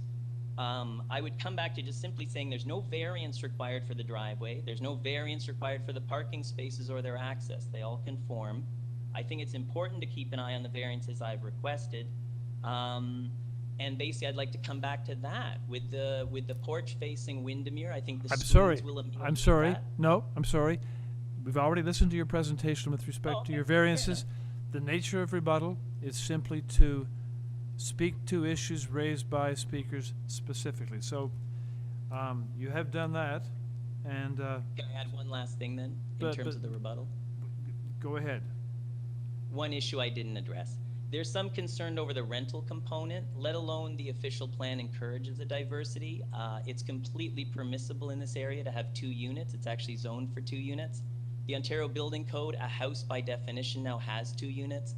These are provincial policies making their way down through zoning. It often causes confusion at the local level, but there is nothing untoward about a rental facility in this neighborhood, and certainly there are lots of secondary suites in a lot of these detached houses. Thank you very much. Let's see if the panel have any questions for you. Panel members, there is a question. Mr. Chen, go ahead. I think the question about the parking related to the zoning variance would be number 4, minimum soft landscape. Speak up a little, please. Sorry, I was saying that the minimum percentage of soft landscape is related to your parking. Yes, it is, because we're asking for 2 spaces, but that's what I was trying to say. If it was reduced to 1, it would conform. There would be no soft landscaping variance. Understood. Thank you. Are there any further questions? I don't know if I should bring it up here, but I think one of your neighbor was saying that for us to add a requirement not to allow to have 3 units is not quite possible. And I think he should look at the zoning notice. It is shown in the current zoning bylaw, our zone allows more than 2 units. The former Toronto zoning R1S, it's true that it's only up to duplex, up to 2 units. So as long as the former Toronto zoning bylaw is still running in parallel, then yes, then there will be another minor variance if this property is going to be used for 3 units. But if that former Toronto zoning bylaw fade out, then the owner will have to write. There's no way the committee can, apply something to stop them from running it for 3 units. I just want to bring that out, so. Thank you. Okay. Clarify the zoning bylaws. Okay. Let's take the application now into committee for a decision. And if there are any panel members who wish to comment on anything, then now's your chance. We are in committee. Ms. Valentini, go ahead, please. Thank you, Mr. Chair. I understand where the neighbors are coming from with this application in terms of the reduction in softscape. And I think the applicant, Mr. Skane has nicely, I think, summarized it for us in terms of the permeable pavers that will help alleviate the situation. And then the grading, he provided a grading plan and showed how with the channel grade, I'm probably not using the right words, but anyway, that they'll contain the water on their property so it will not spill over from the parking to the adjacent neighbor. So I was satisfied with that. In terms of the actual size of the addition, I have no concerns with that or the other variances being requested. It seemed like the softscape was my only concern. It seems like it certainly is a concern of the neighbors. I'm also satisfied in terms of where the parking is located and the fact that further approvals are required for the curb cut. So we have no correspondence from transportation suggesting that the location of the parking is inappropriate, and we certainly have seen that in past cases. So all that to be said, I am in favor of the application myself. Do you care to make a motion?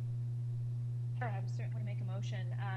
In my view, this meets the 4 tests, so my motion would be for approval of the application. It is going to be subject to urban forestry condition number 1. I think the addition of the permeable pavers in the driveway and parking area, as suggested by Mr. Skane, is a good one, so I'd like to have that added as a condition. I don't know if there are any more conditions that are required. I wonder, Ms. Valentini, if we could not add a condition, the driveway at the front of the house on Windermere, I believe the plans indicate that this will be soft landscaping as well. Would that become a condition so that it doesn't turn into a parking space subsequently? Good idea. Let's insist a condition that at the front on Windermere, we return to soft landscaping. Sure, I don't see any harm with that. I think that would trigger probably more softscape variances if they did not convert it back, but I'm not sure. I'm fine with that. So let's make it a condition. It's a good it's Sure, an yeah, important fine with it's that. an important that it happen. Yeah, very important that it happen. Through you, Mr. Chair, it could be a consideration to tie to the site plan, because the site plan actually shows that area being converted back to. Excellent. We'll tie it to the site plan, which shows that being Sure. yeah, perfect. Very good. Okay, with that added condition. Yep. Thank you. Is there a second to that motion? There is. It is seconded by Mr. Byatt. So Just wanna moved. make a comment that that's actually what Larry Clay sent us an email about the conditions of applying this into the cases. It's just for our committee members to look at. I'm with you, Aaron. Yes, yes, we can talk about that after we're finished. At the moment, we have a motion approved and seconded. All those in favor, show of hands, please. That motion is carried. The application is so approved. And the panel moves along to application number 40. Application number 40 relates to 1173 Dundas Street East, Unit 239. Before us are just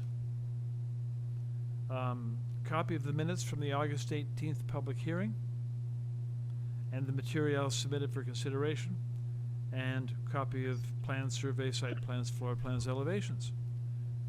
So we'll ask the agent to join us, please. Good evening, Chair, members of the committee. My name is Barry Goldman. I'm the architect and agent for this application. Good evening. I believe the proposal's minor and meets the 4 tests. I'm happy to make a presentation if you like, or answer any questions if you have any. Just stand by for a moment, Barry, and thank you. Thank you. Moderator, do we have a speaker here on standing by? We had one speaker registered, but she did not call or answer calls to join the hearing, so she's not with us. She's not with us. Okay.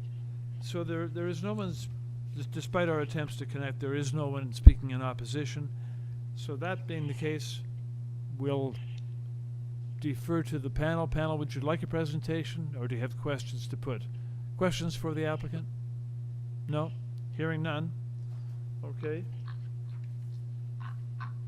Hearing none, I will look to the panel then for a motion. And Mr. Reed, go ahead, please. Thanks. I remember when this came last time, and it was unfortunate. It was a technical error that it had to get deferred. And it's a very minor application with a pop-up onto a roof for a rooftop deck. There are no negative impacts of this, and it's a good use of the space. So I move to approve the application with no conditions. Thank you very much. And that motion is seconded by Ms. Valentini. So, moved and seconded to approve. Those in favor? Unanimous vote to carry the motion and approve the application. Thank you very much.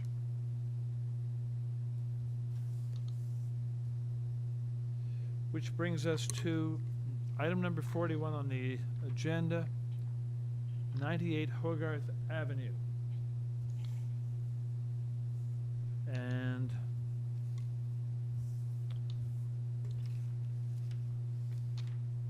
on 98 Hogarth, the materials before the committee are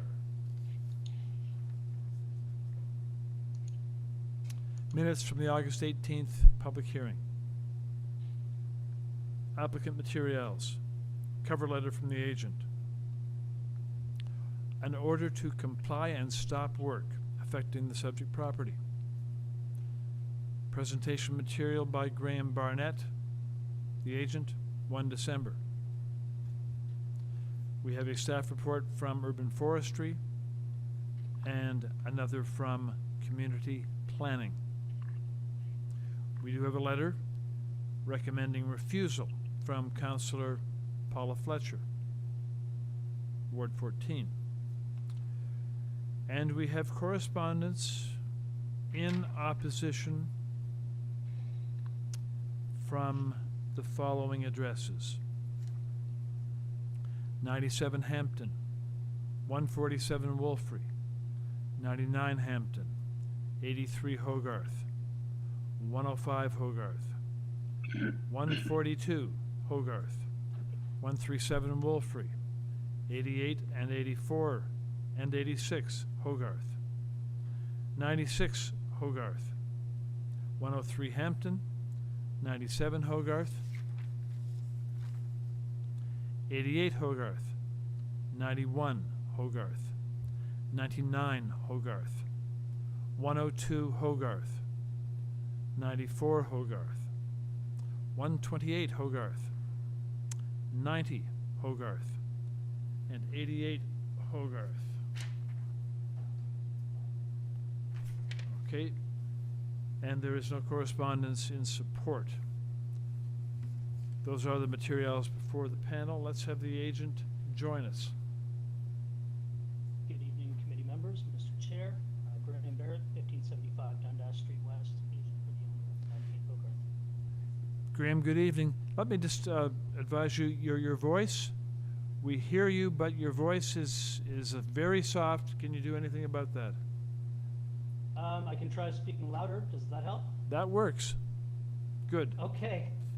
Thank you. Okay, just a moment while I confer with the moderator. Through you, Mr. Chair, there are 10 speakers here, about 15 or 16 who registered. Very good. Okay. So, Mr. Barrett, you have 5 minutes to present the highlights of your application. To the panel, please proceed. Thank you.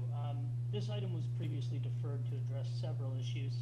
I have read the staff report, the letters of opposition, and the letter from the councillor. Also, it's been brought to my attention that a variance for overall height was missed on the zoning waiver as prepared by the designer. Now, I would typically request another deferral in this situation.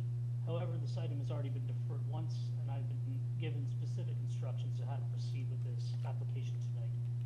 The owner does not wish to defer this matter again. He would like me to proceed with the variances listed on the public hearing notice, knowing full well that he will have to return to the Committee of Adjustment to request an additional variance for overall maximum height should the variances being proposed now be approved. This would require no changes, as the front and rear main wall heights would be the same as the overall height, but it would be an additional variance. And if anything else was missed by the designer, they would be addressed at that time. Now, I'm aware this is a highly unorthodox way of proceeding with this, and this is why zoning review waivers aren't a great idea, but these are the instructions I've been given. This has been a rather drawn out and messy process, and I was brought onto this file midway through. Many mistakes were made prior to my involvement. I'm not here to attempt to justify them today. The owner knows he's made significant errors during the construction process, and he's written a letter of apology addressed to both this committee and area residents, and that's been submitted. So the owner had an original permit to build an addition retaining more than 50% of existing ground floor walls, but built beyond his permit, mostly by squaring off the third floor and altering the existing dwelling enough that it was no longer considered an addition. You can see some images on your screen there of the house as it is now. If you scroll down, you can also see a garage that has been partially constructed in place of an old garage that was incorrectly shown to be existing, but was in fact demolished many years ago. As you can see, these structures are mostly built, and the owner would like this committee to legalize what he has already constructed so that he can complete this home. We had significant opposition the last time this item was before this committee, and I hosted a community consultation meeting and invited neighbors. Based on that discussion, the owner has agreed to reduce the third floor by 1.8 meters at the rear in an effort to address these concerns. He also reduced the second floor by 0.9 meters, creating an enclosed balcony area. These changes are shown in the most recent drawings submitted, and this has reduced the FSI somewhat. Any further changes would require fairly extensive removal of the structure, which has already been built, and the owner would prefer to avoid that. Numerous other concerns, mostly construction related, have been raised by the neighbors, and I sympathize. The situation has been less than ideal for many area residents. The majority of the proposed variances are comparable to other approvals in the immediate area, particularly the floor space index. If you scroll down, there are some lists there of past approvals. Currently being proposed is 1.01 times the area of the lot. This has been reduced from 1.06, and it's very much in keeping with other approvals in the immediate area and on Hogarth Avenue. If you scroll down, there are variances for front and rear exterior main wall heights. It's true that these would be some of the highest within 500 meters of the subject property, but they are required to maintain what's already been built, and that third floor is stepped in at both the front and rear of the dwelling, which helps to mitigate these variances. The building depth variance is also quite minor, with 17.13 meters being proposed, with 17 as the maximum. When it comes to overall height, which will have to be addressed at a later date, there have been some comparable variances approved nearby on Albemarle and Grandview, and 55 Hogarth was approved at 11.31 meters in 2014. The garage complies with the zoning bylaw, requires no variances. I'm aware of the conditions regarding private trees from urban forestry. As for the neighborhood character, this is somewhat of a departure from many homes on the block, but more modern contemporary designs for infill housing are common in the city, and it's often difficult being one of the first to build something different. The owner knows that he's made some mistakes. He understands that he's in this situation because of his own actions, and he's made revisions and reductions and expressed remorse. He wishes to move forward and finish building this house rather than tearing it down. And I believe if this were a fresh minor variance application without all these complications, it could be viewed as appropriate in the context of the site and the neighborhood and other past approvals nearby. So thank you for your time, and I will look forward to hearing from the speakers. Thank you, Agent. Now, we'll now be hearing from the registered speakers. Before we begin that process, I understand there are quite a number of them, and we appreciate your participation and your patience in waiting your time to speak. But I do need to address some comments to you that often just need to be clarified. So, the Committee of Adjustment neither condones nor endorses construction that is done either without a permit or that doesn't conform to the permit. The Committee of Adjustment looks at applications according to the 4 tests that you've heard mentioned, and we judge each application according to those 4 tests. In a situation where a structure has already been built, the Committee of Adjustment is in the following position. We are not vested with punitive powers. We are asked in these cases to look at the application as if it were a fresh application, unbuilt, and to judge it based on the 4 tests and to decide on it based on the 4 tests. So that's how we will be looking at the application. And it's just important that the people about to speak understand that, particularly the fact that the committee does not have punitive powers. I will stress to those about to speak also that we ask you not to repeat points already made by previous speakers. That does not advance your cause. The panel very much wants to hear the impact of the development on you, and that's what we're listening for. That's where you can really help us because you're there. So let's go to the first speaker. Cynthia Wilkie. Join us, Cynthia, by stating your name, please. Yes, my name is Cynthia Wilkie, and I live at, where do I live? 128 Hogarth Avenue. Cynthia. I'm a bit groggy. Okay. You Go ahead, and this is your time to address the committee, please. Right. I'm wondering, can I have my letter to the committee up on the screen? Is that possible?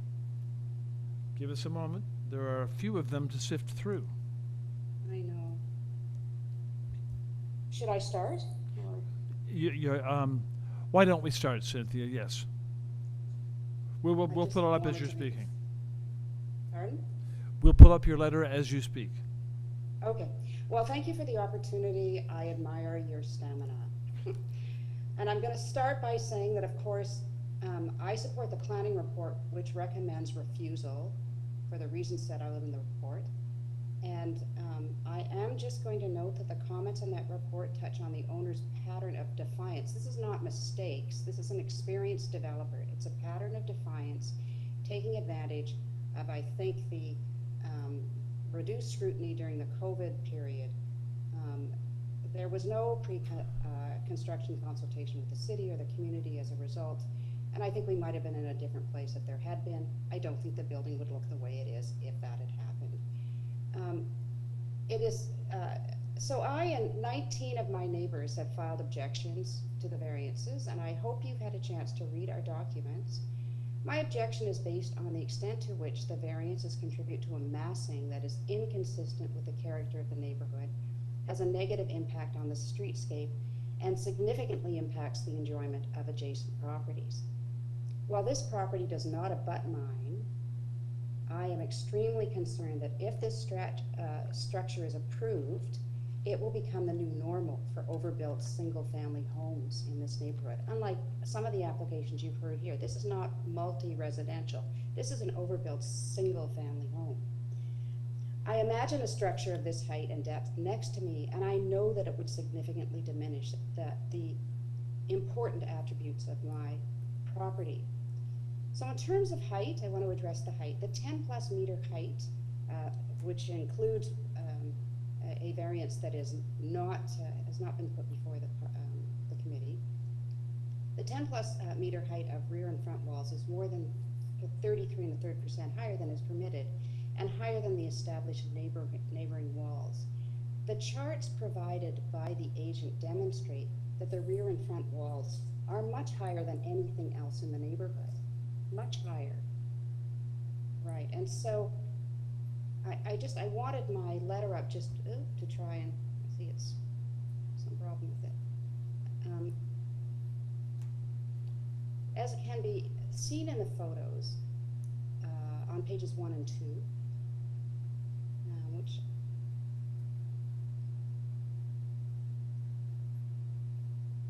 at the bottom of that page,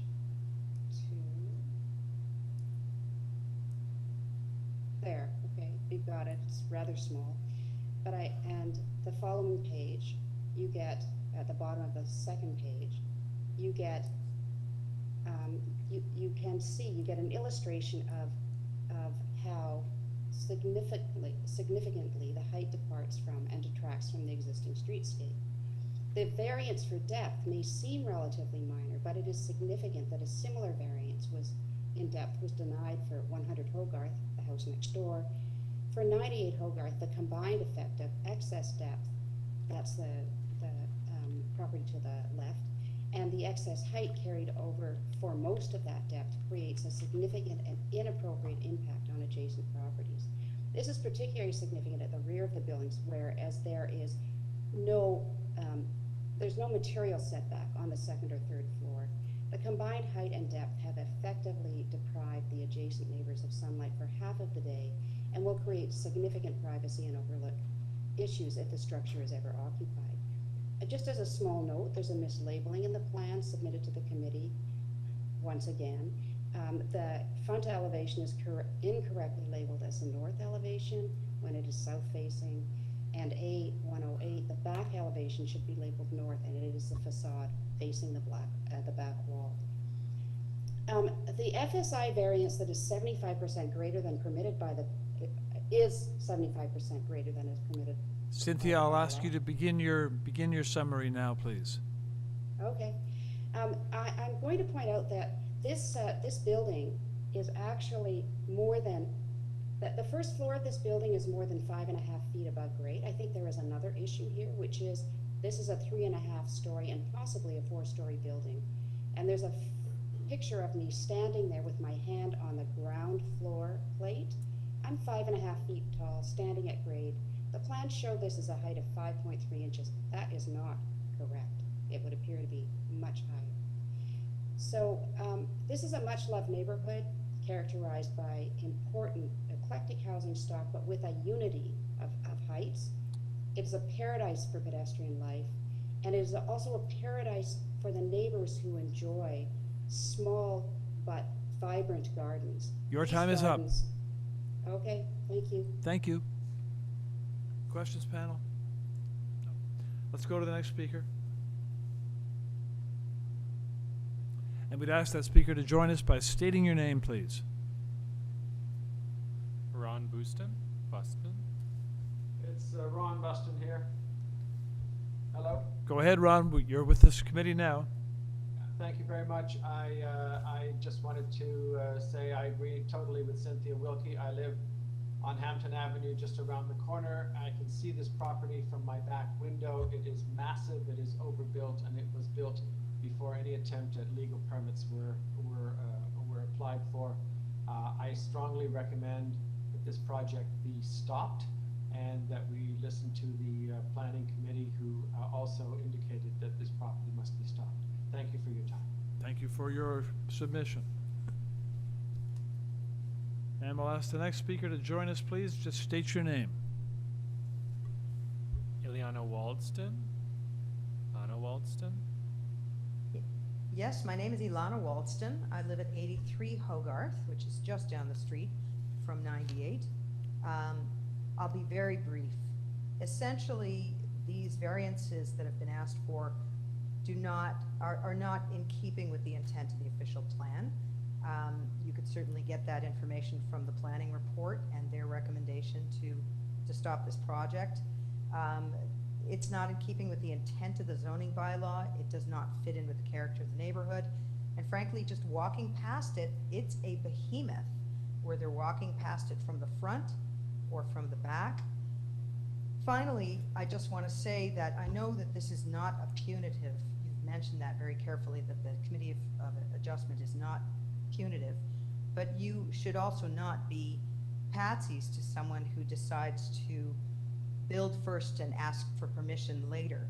The precedent set by that would be horrendous for our neighborhood, as many of us are very, very careful to follow the rules when we do things with the city, whether it's with trees or whether it's with building. So we would like to make sure that this precedent is not set in our neighborhood. Thank you very much for listening. Thank you. Okay. Next speaker, please. State your name. Robert Mansell? Robert Mansell. You're with us. Go ahead. Good for me. I'm going to start by reading from the Planning Committee report. The proposal does not respect the character of the immediate context of this application. City Planning is recommending refusal as the proposed development fails to maintain the intent of the zoning bylaw, and the official plan is not minor in nature and is not desirable for the appropriate development and use of the land. This is blazingly obvious if you walk down our street. It is out of proportion to the neighborhood. You will hear many people talk about exact exceedances and the effect it has on neighboring properties. In my backyard, it now dominates my view to the east. No other house does that. And that, while it is not an impact on my sunlight at the moment, it is a huge impact on the neighborhood.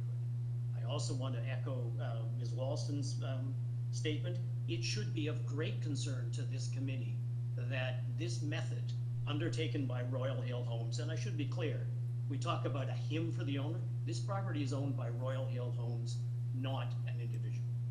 And it is an overwhelming eyesore. It is out of character, and if it is allowed to proceed, it encourages and sets a precedent for everyone trying to develop in any city neighborhood at a time when development is crucial to this city to go ahead first and get permits later. This is atrocious.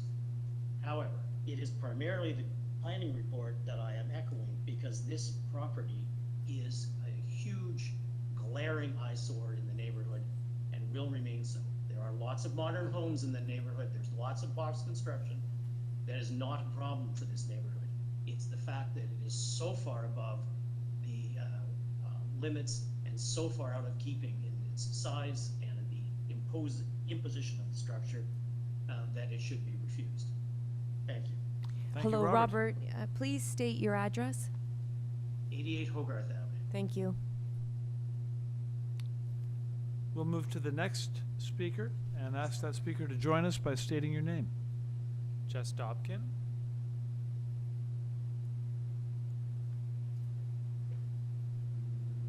Miss Dobkin, are you there?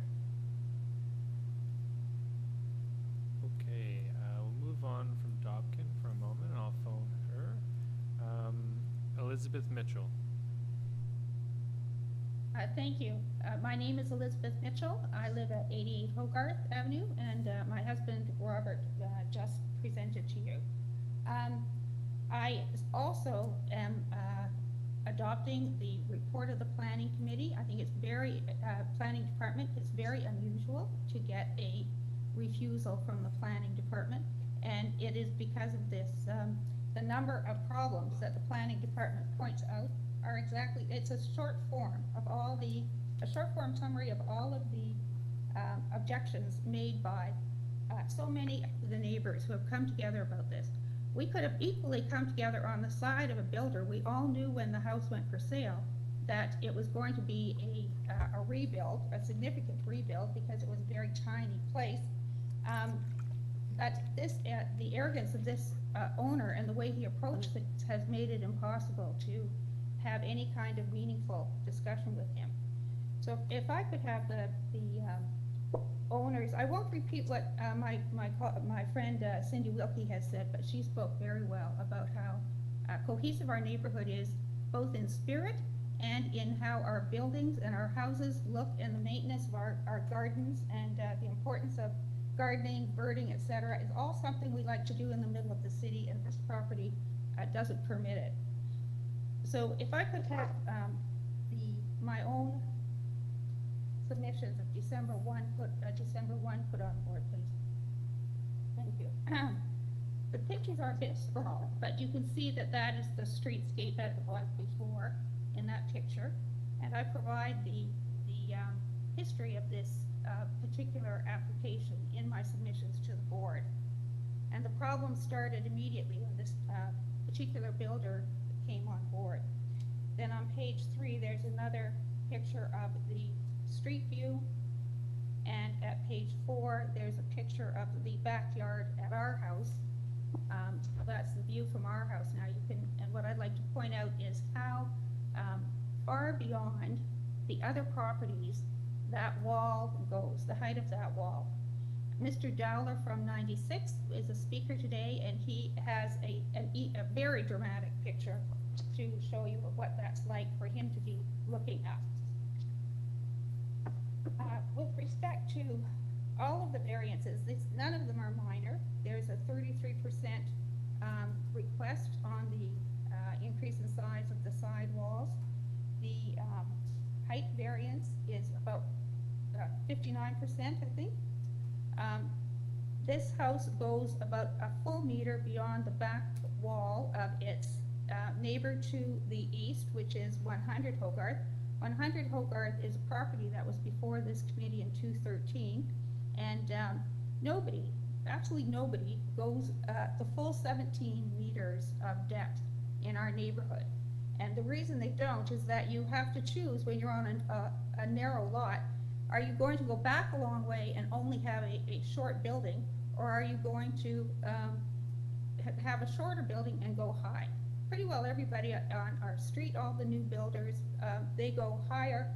This particular owner wants to have both high and long, and it's that cumulative impact of those, all of those variances that he is seeking means that there's a tremendous mass, an oppressive building located on our street that creates a bit of a tunnel for anybody who's got a regular size house. You can see that in the picture that I showed earlier, the impact on our view, that if this becomes a precedent, then there will be long properties with traditional properties stuck in between with problems with overview and shadow. I'd like to also have the board look at the applicant's presenting materials. You've already looked at them once, so I'll be quick with my comments about them.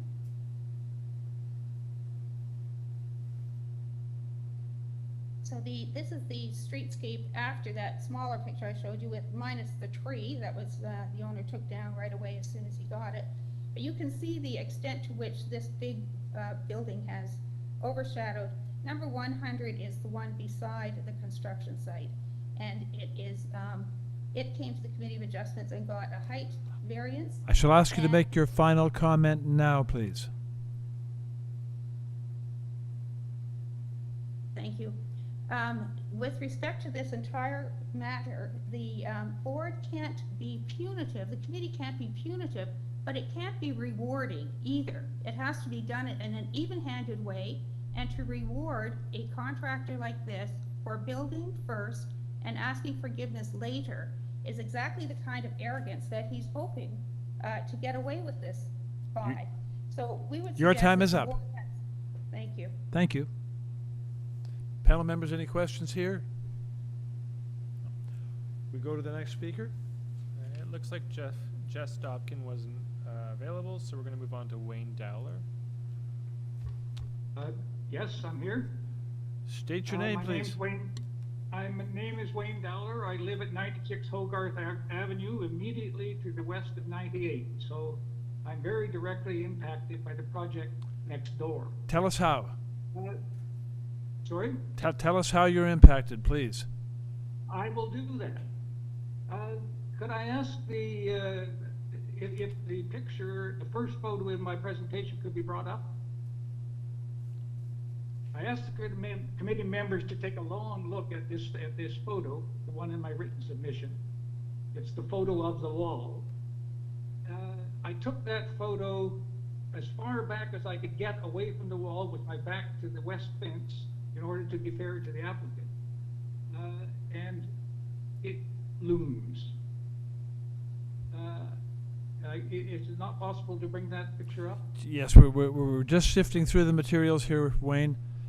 And Okay, this is submission by Mr. Well, Dowler. you will soon see the picture of the wall. I look at the real thing every day, and I've been looking at the real thing since late spring. I should point out that although the builder says he doesn't want to tear this down, the thing is framed. It's not built, and he could very well make significant changes in his property without huge inconvenience. The wall that I'm talking about here is the fruit of the variances that you are asked by the applicant to approve tonight. And I have no need to speculate about the effects of this structure on my property. I've observed its effects for months. The structure casts a large shadow that totally eliminates morning sunlight from my deck and from much of the garden. Even the very back part of the garden now receives minimal morning sun. The proposed small change to the roof line won't change much of anything. It will allow a little bit more sunlight at the back of the garden in the late morning. Now, I've taken pride and I found great pleasure in my garden and in the deck plantings that I've done over the 30+ years that I've lived here. Now that I'm retired, the garden plays an even larger role in my sense of well-being. The harm caused to my plantings by the shadow was already evident after a single summer. Blooming on flower plants and shrubs has been reduced or even eliminated. The diversity of plantings possible in the past is now severely curtailed in the future. Vitality and diversity are essential ecological attributes that foster insect life and support bird life. I've made my garden a haven, an ecological haven for insects, for birds, as we all should. My quality of life has been diminished, and the enjoyment and use of my property has been severely restricted. That's depressing, and it's totally unnecessary. That's not the photo, it's the first photo, and that's it. Thank you. Add to the loss of the environment in my property is the loss of soft landscaping at 98. The cumulative effects of the requested variances are the cause of the losses to my property. At the heart of the harm is the variance regarding the floor space index. The tiny reduction from the earlier application in no way makes this a minor variance. If minor has any meaning at all, it cannot accommodate a variance approaching a near doubling of the permitted standard, especially on a very small lot and in total non-compliance with the rest of the neighborhood. There is no fit here as the official plan requires. The variance is major and ought to be rejected. The remaining requested variances flow out of the first variance asked for. The requested height variance makes a travesty out of the original intent of the bylaw and elevates the structure well above the street standard. Again, there's no fit here. Even Wayne, I must ask you. Wayne, I must ask you. Wayne, I must ask you now for your final comment, please. All right, even if you set back the third floor, the 2.5 stories that are available that will remain will continue to block all of the sunlight to my deck and to most of my garden. So I ask that you accept the opinion of the planning committee and reject this application in full. Thank you for your submission. Questions here, panel? No. Okay, we'll go on to the next speaker, Mr. Moderator. Erica Ritter. Hello? Hi Can you there. hear me? We do hear you. Hi, State your name. Yes, my name is Erica Ritter. I live at 105 Hogarth Avenue with my partner Jean Allen, directly across the street from 98 Hogarth. And I too will make my submission brief because many of the things that I feel have been expressed eloquently by the people here. I did want to thank your panel for your stamina and endurance, and I know this is a long day. I don't want to elongate it any further than necessary, only to say that if you ask for impact, my partner and I look out at this horror that you're seeing in the photographs every single day. The house that existed before, it was exactly like our little house. It's a small house, but it's one of the original houses on the street. And one of those houses has been lost, and the rather unusual and magnificent tree that was out front. So like all the other people speaking, my primary concern is that no precedent be set here for this kind of bulldozing, literal and figurative bulldozing of a neighborhood in order to just hustle something up and then make apologies, excuses, whatever you're going to make later. So again, I thank you for your time and attention, and do hope you will follow the recommendations of the planning report, and also of all the people who are pleading eloquently here for this application to be denied. Thank you very much. Thank you, Erica. Okay. Moderator. Heather Bailey. Hi, can you hear me? Yes, we do. Okay, great. State your name, please. My name is Heather Bailey, and I live at 102 Hogarth. So I'm 2 doors down from the structure being built.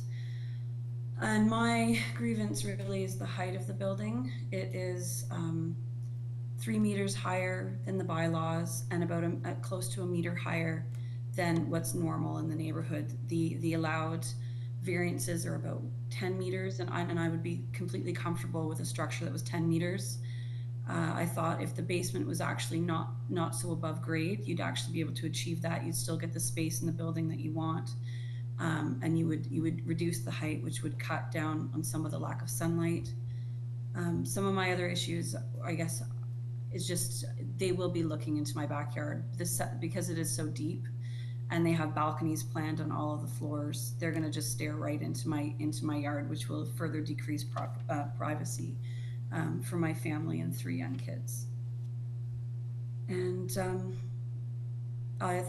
all I'm going to say. You guys have had a really long day, and I'd appreciate if you did consider strongly the recommendations that the planning department has also put forward. Thank you, Heather. Any questions, panel, for this speaker? No. Moderator. Mr. Symes. Hello there. Yeah, sorry, I've not been able to get onto the WebEx, but I'm on the phone.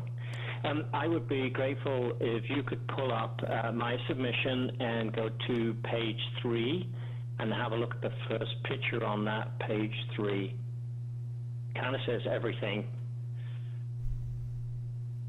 Just give us a moment for that. You'll have to tell me when that comes up, because I know there's a flag on the YouTube. You can't see I'm watching on the YouTube. Okay.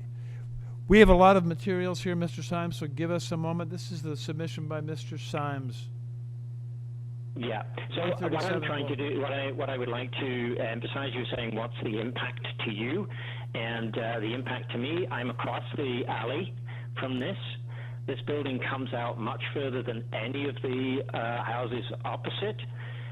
There are enormous windows, and it overlooks obviously all of the houses on the opposite side of the alleyway in a very severe way. And there's nothing comparable at all down the laneway at all. It's just in complete disregard for the neighborhood, and it's just absolutely enormous and imposing. Once you've been able to bring up the picture, you will be able to see Wayne's house, which is actually the same size as my house, and it's very typical of the streets here. And you can just see how enormous, imposing the structure is next door. And you can imagine, like Wayne was describing, what the impact is to him, to his mental health, and it's the same for the neighborhood, right? Okay. Yeah, you'll have to let me know when you've got that picture up. Richard, we don't have it yet. We are still we put up one which wasn't yours, which we're sifting through a great many opposition.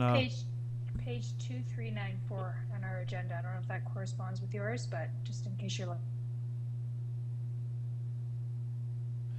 Is it a picture, a wintertime picture with snow? Richard? That's a picture of the back of the property from where I live. I'm okay. 127 Wolfrey. We've got it now. Yeah. Okay. So you can just see how it dwarfs the Wayne's property.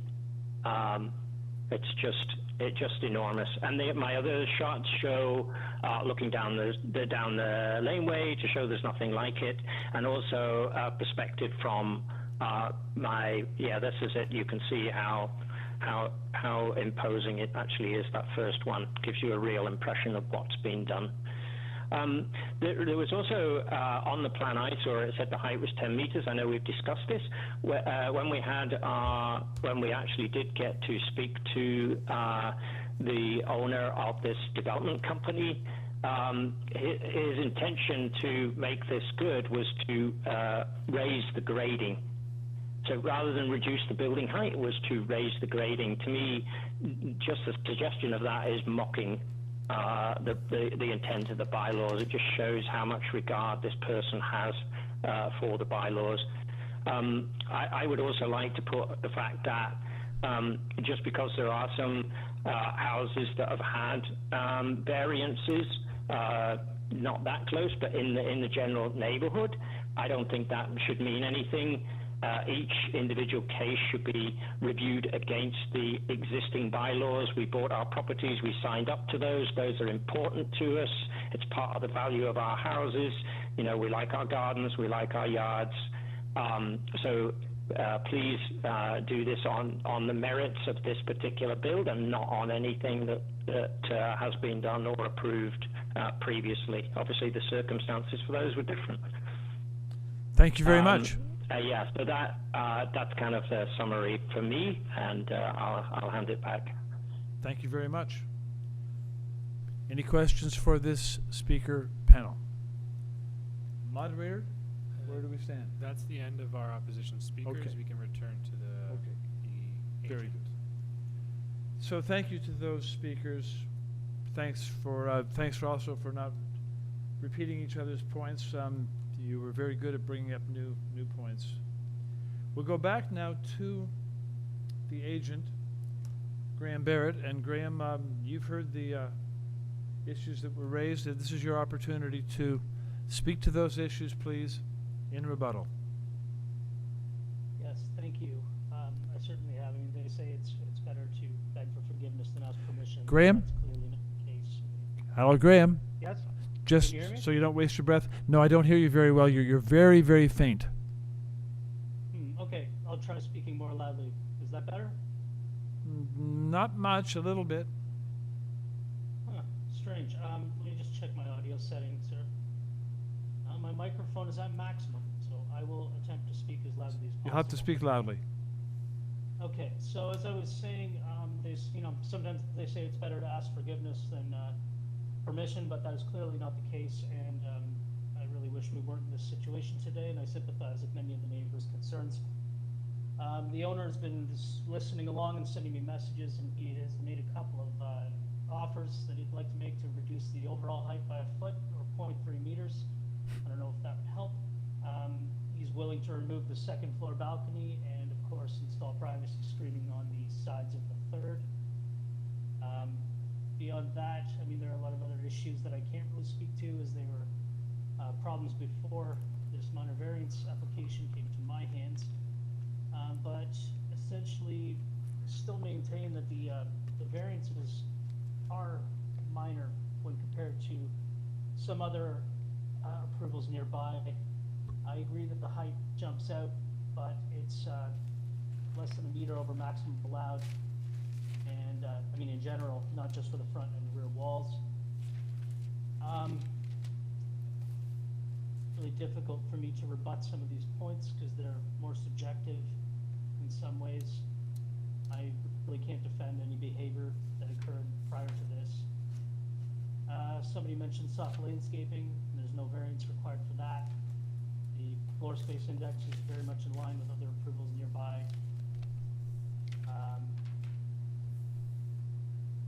Really, I don't think I have much else to add. If this were a fresh application, I think it may have provoked less ire in the neighbors and be more reasonable. Let's just see if there are any questions for you from the panel members. Panel members, any questions for the agent? Hearing none, we shall take the application at this point into committee for a decision. And Mr. Cheng, go ahead with your comment. I suggest to follow the staff report and refuse the application. Would you like to make that a motion? Yes, well, at least for myself, I have listened to all the neighbors' concern. I have looked at all the drawings and all the submissions. I think the biggest problem I have is the several things it doesn't meet the OP staff report indication. The applicant also provided a zoning waiver, which the staff, planning staff, believe that there is potentially one more variance that is missed. There is also removal of mature trees in the application. So these are all some very bad signs to me that is quite difficult to swallow and to approve. Therefore, I recommend to have a motion to refuse. Okay. Anyone else wish to, Mr. Byke, go ahead. I just want to concur with Mr. Chang. I think following planning department's recommendation to refuse is something that I will certainly be supporting. I also take into account the impact not only on the immediate payments, but further afield. So I'm with Mr. Chang if he decides to move a motion to refuse the application. Mr. Chang has made a motion. Do you care to second it? Yes, I will. Okay, so there we are. Okay. Moved and seconded to refuse the application. All those in favor of that motion, show of hands, please. And that motion is carried with the result that the application is refused. And with that, the panel has now completed consideration and decisions on all of the agenda items today. The time is 9:52 p.m. And panel, many people have actually said it today. I've never heard so many comments, but I do want, so I'll just echo those comments with respect to stamina.